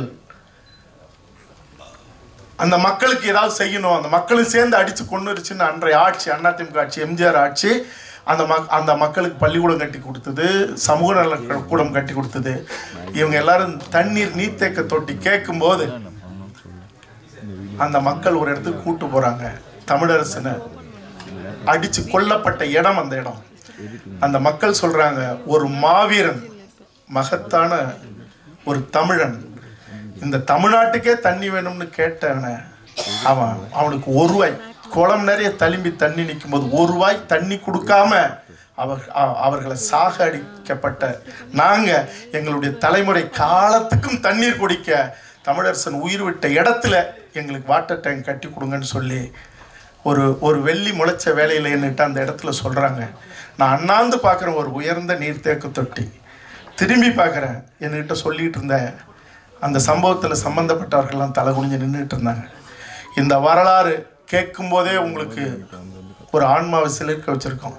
இந்த வரலாற்றுக்குரியவனுடைய வாழ்க்கையும் தியாகங்கிறது தமிழினம் மட்டும் இல்லை, மனித குலமே பார்த்திராத ஒரு தரிசனம் வரும், அப்படியே வரும். அதற்கு காரணமானவர்கள் எவனையும் நான் விடமாட்டேன். அவன் அதிகாரத்தில் இருக்கட்டும், எவனா இருக்கட்டும், நீங்கள் அதை வரும். அண்ணா அப்புறம் வந்து காடுகட்டி குரு ஐயா வந்து மஞ்சள் கலர் சட்டை போட்டுனே இருப்பார். அதுக்கு யாரும் இதற்கு விளக்க கொடுத்ததில்லை. அவர் கூட சில இடத்துல தான் கொடுத்துருக்காரு, தெளிவுபடுத்தலை. இந்த படத்தில் தெளிவுபடுத்திருக்கலாம். இன்னொன்று, நம்ம தம்பியை வந்து ஏன் ஃபஸ்ட்டு படத்துலேயே போராளியாக காட்டணும், ஒரு லவ் பாயாக வந்து பண்ணி ஒரு வேறு லெவலில் ஹீரோ எடுத்துன்னு போகலாம். நீங்கள் ஏன் இது மாதிரி எடுத்துன்னு வந்தீங்க? அதாவது மஞ்சள் சட்டை போட்டதுக்கு காரணம், நீங்கள் பாருங்கள், எந்த கொடியிலனாலும் நீங்கள் புலிகளுடைய வன்னிக்காட்டில் பிறந்த கொடியும் பாருங்கள், இங்கே எந்த சமூகமாக இருந்தாலும் தங்களுடைய வீரத்திற்கான ஒரு அடையாளமாக வச்சுருக்கிற கொடியும் பார்த்தீங்கன்னா மஞ்சள் இருக்கும். மஞ்சள் ஒரு வீரத்திற்கான அடையாளம். இவங்க ஒரு போர்க்குடி, வன்னியர்கள் படை நடத்தி ஆட்சி பண்ணவங்க, அதனால தான் படையாட்சி. அப்போ அந்த படைங்கிறது ஒரு வீரம் சம்பந்தப்பட்டது. அது சோழர்கால கொடியிலையும் இருக்கும். அப்போ அதனுடைய அந்த மண்ணில் கங்கை கொண்ட சோழபுரத்தை தலைநகரமாக வச்சு தான் உலகத்தினுடைய முக்கால்வாசி நாடுகளை ஆண்டார் ராஜேந்திர சோழன். அப்போ அதில் அவர் ஊர் இருக்குல்ல, படைநிலை காடு வெட்டி, காடை வெட்டி திருத்தி தன்னுடைய ராஜராஜ சோழன் பல லட்சக்கணக்கான படைகளை நிறுத்தப்பட்ட இடம் அந்த இடம், அதான் படைநிலை காடு வெட்டி. அப்போ அந்த மண்ணில் இருந்தவங்க அதை அவர் அடையாளமாக வச்சு அவங்க அதுக்கப்புறம் சங்கமாக தொடங்கி அப்படி வரும்போது அது ஒரு கட்டத்தில் அது போடப்பட்டது. இதெல்லாம் இவ்வளோ விளக்கமெல்லாம் நம்ம படத்தில் சொல்லலை. ஏன்னா படத்தில் சொல்கிறதுங்கிறது, ஒன்னையும் இந்த மண்ணையும் காக்கணும்னா ஒரு தாய் மக்களாக நில்லுங்கடா, இல்லாட்டினா உங்களுடைய 50,000 ஆண்டுகள் வரலாறு கொண்ட இந்த இனத்தினுடைய தடயம் வரலாறு எதுவுமே இல்லாமல் போயிடும். இந்த மொழிக்கும் இனத்துக்கும் சம்பந்தம் இல்லாத கூட்டம் நிரந்தரமாக உங்களை அடிமைப்படுத்தி அழிச்சிடும். அதுக்குள்ளே நீங்கள் விழிச்சிருங்கன்னு சொல்கிறது தான் இந்த படைப்பு. சார் கேட்குறேன் சார் இன்றைய காலகட்டங்களை வந்து மக்கள் வந்து என்டர்டெயின்மெண்ட் மாதிரியான மூவி விரும்புகிறாங்க, ஹீரோக்கள் வந்து மாசான ஹீரோக்கள் விரும்புகிறாங்க. ஸோ இப்படி இருக்கும்போது இன்றைய ஸ்டூடெண்ட்ஸ் இருக்காங்களே, அவங்களுக்கு இந்த மாதிரி 2K கிட்ஸ்னு ஒன்று சொல்லுவோம், இந்த மாதிரி ஒரு நபர் இருந்தார், இந்த நபர் இப்படி பண்ணாருன்னு சொல்லக்கூடிய வரலாறு வந்து தெரியாது. ஸோ இப்படி இருக்கும்போது இந்த மூவியை வந்து எப்படி அந்த 2K கிட்ஸ் அந்த சொல்லக்கூடிய வெகுஜன மக்கள் கிட்ட எப்படி கொண்டு போய் சேர்த்தா கரெக்டாக இருக்கும்னு சொல்கிறேன். என் படைப்பு உங்களை பாதிச்சுதா? இல்லை, நீங்க பார்த்த வரைக்கும் இப்ப ஒரு துளி அதுக்கு தான் முன்னோட்டம், அது உங்களை பாதிச்சதா? அப்ப உங்க வேலை என்ன வேலை? உங்க வேலை என்ன வேலையா? படம் எடுத்துருக்க இருங்க உங்க வேலை எடுத்துட்டு போற வேலை. இந்த படைப்பு உங்களை உண்மையிலேயே ஈர்ப்பை ஏற்படுத்தியிருக்கும்னா, ஒரு உணர்வை உருவாக்கியிருக்கும்னா, இந்த வேலை என்னோட வேலை மட்டும் இல்லை, உங்களோட வேலையும். அதை நீங்க செய்யணும். சரியா? அப்படி செஞ்சாலே நீங்க 19 வயசு 25 வயசுக்காரனுக்குன்னு தனியா படம்லாம் இல்லை. சொல்லிக்கலாம், எடுக்கலாம். சரி, எல்லா படமும் 20-25 வயசுக்காரனுக்கு படம் ஓடிடுதா? அவனுக்குன்னு எடுக்கிற படம் ஓடிடுதா? உச்ச நடிகர் நடித்த எல்லா படமுமே இது யூத்துக்காக எடுத்த படம் அப்படின்னா ஓடிடுதா? எல்லாமே 50-55 வயசு ஆனவங்க தான் இன்னைக்கு யூத்துக்கும் படம் எடுக்கிறாங்க. உணர்வு தான் தாக்கணும். இப்போ நான் பெரிய தமிழரசனை பற்றி சொல்லும்போது உங்களுக்கு சிலிர்ப்பு ஏற்பட்டிருந்தால் அந்த சிலிர்ப்பு 20 வயசுக்காரனுக்கு ஏற்படும். அதுக்கு உச்ச நடிகன் தான் நடிக்கணும். அல்லது இது எடுத்துகிட்டு போய் சேர்க்க முடியுமா? இந்த புள்ள பிறக்குமா, பிறந்தா இது ஆனா பொண்ணா இருக்குமா, அது கல்யாணம் ஆகுமா, கல்யாணம் ஆனால் புள்ள பெக்குமான்னா புள்ளைய பெற்றுக்க முடியாது. நல்ல படைப்பை நாங்கள் படைப்பாளிகள் எடுக்க முடியும். கொண்டுட்டு போய் சேர்க்கறது அதே தாய்மை மனதோடு நீங்களும் அதை செய்யணும். உங்களுக்கும் அந்த பங்கு இருக்குது. நீண்ட நாட்களுக்கு பிறகு நீங்கள் நடிக்கிறீங்க, டைரக்ட் பண்ணுறீங்க. இதில் பார்த்தீங்கன்னா பிஸியான நடிகர்கள் நிறைய பேர் இருக்காங்க. படம் பிரம்மாண்டமாக இருக்குது. எப்படி இவ்வளோ பெரிய பொருட்செலவுல நம்பி எடுத்தீங்க? அதாவது நான் ஒன்று சொல்லிவிடுறேன். நான் ஒரு ஐயா பாலன் ஐயா பேர் எனக்கு அந்த நேரத்தில் வரல. என்னை இந்த ராஜ் டிவி லிஃப்ட்டில் ஜல்லிக்கட்டு போராட்டத்தில் என்னை கட்டி பிடிச்சி முத்தம் கொடுத்தது அவர்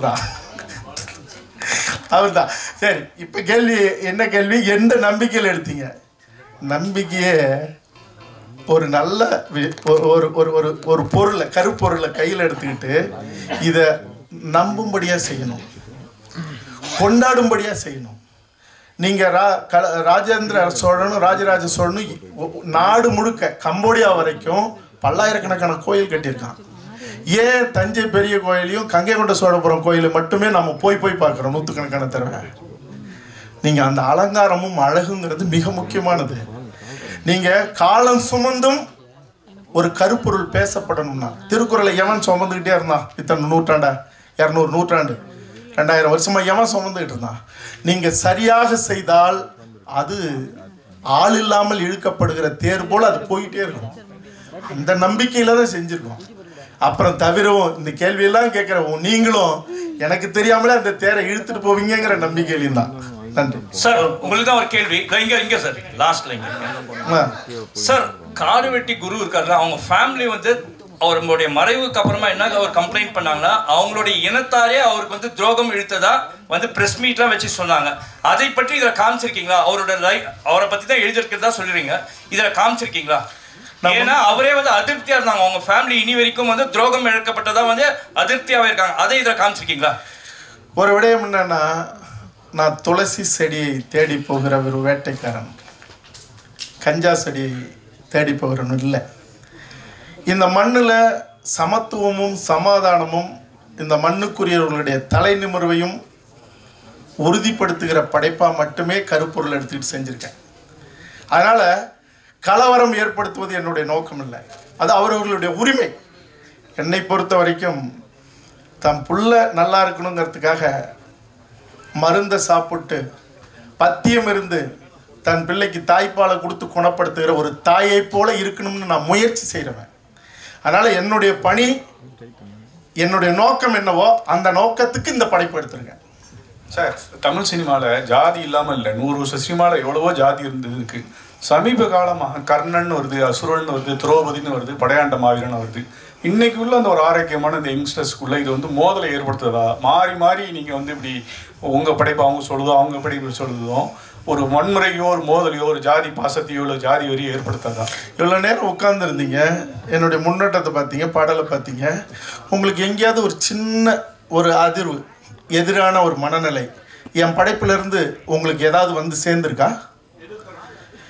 ஆமா சார், அக்னில பிறந்தீங்க சொல்லி டயலாக்லாம் வச்சிருக்கீங்க. சரி, அப்போ ஒரு ஜாதி தான சொல்லிட்டாரு. அப்படி சொன்னா இல்ல அப்படி இருங்க.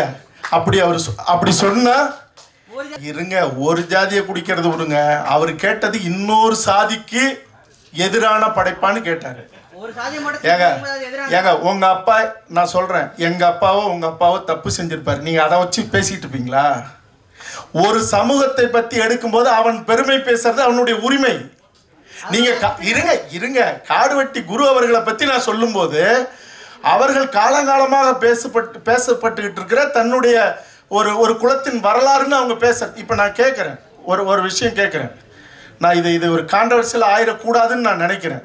இயேசு எப்படி பிறந்தாருன்னு சொல்லப்படுது, அல்லாஹ் எப்படி பிறந்தாருன்னு சொல்லப்படுது.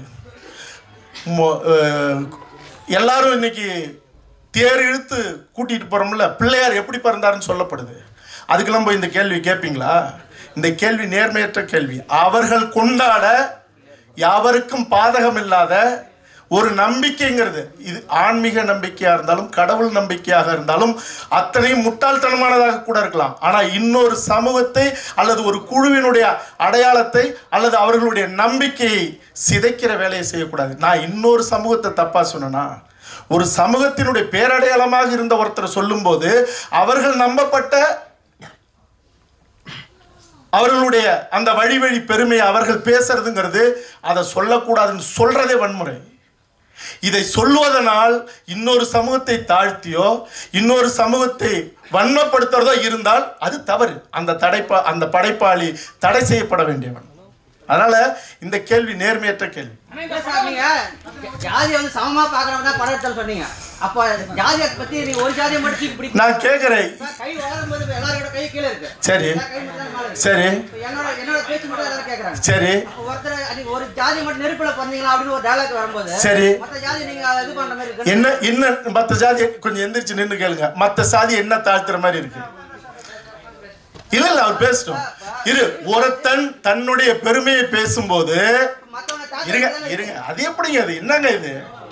ஒருத்தன் தன் பெருமையை பேச மாட்டான. ஒருத்தன் நான் யார் தெரியுமா, எங்க அப்பா யார் தெரியுமா, எங்க தாத்தா புலி குத்திருக்காரு தெரியுமா, எங்க அப்பா மாட்டை அடைக்கிருக்காரு தெரியுமா, நீ என்னடா கையை தூக்கிட்டு எங்க அப்பா மாட்டை அடைக்கினாருன்னு சொல்லி கேட்பீங்களா? நீங்க சொன்ன மாதிரி சாமியை பத்தி நம்ம பேசல. சரி சரி சாமி வந்து ஒவ்வொருத்தரோட நம்பிக்கை, அதை பத்தி நம்ம பேசலாம். உங்களுக்கு தெரியுமா அக்னி குண்டம் அவர்கள் வணங்கப்படுகிற கலசம் அப்படின்னா அது ஆன்மீகத்தில் வருது. சரி அப்ப அது ஒரு சாமி தானப்பா? பின்ன என்ன? உங்களுக்கு அது தெரிஞ்சுக்கிட்டு கேளுங்க. அடுத்த கேள்விக்கு வாங்க.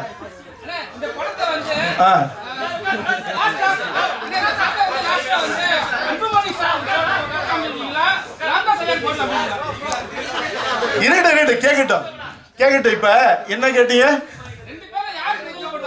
மைக்ல பேசுனா இருங்க. அதாவது 2 பேருக்கு போட்டு காட்டுவீங்களாங்கிறது நேர்மையான கேள்வி. 2 பேர்ல யாருக்கு முதல்ல போட்டு காட்டுவீங்கிறது அப்படியா? முடிஞ்சா 2 பேரையும் ஒன்னா பார்க்க வைக்கணுங்கிறதா என்னுடைய ஆசை. முயற்சி செய்யலாம். Okay right. நன்றிகள்.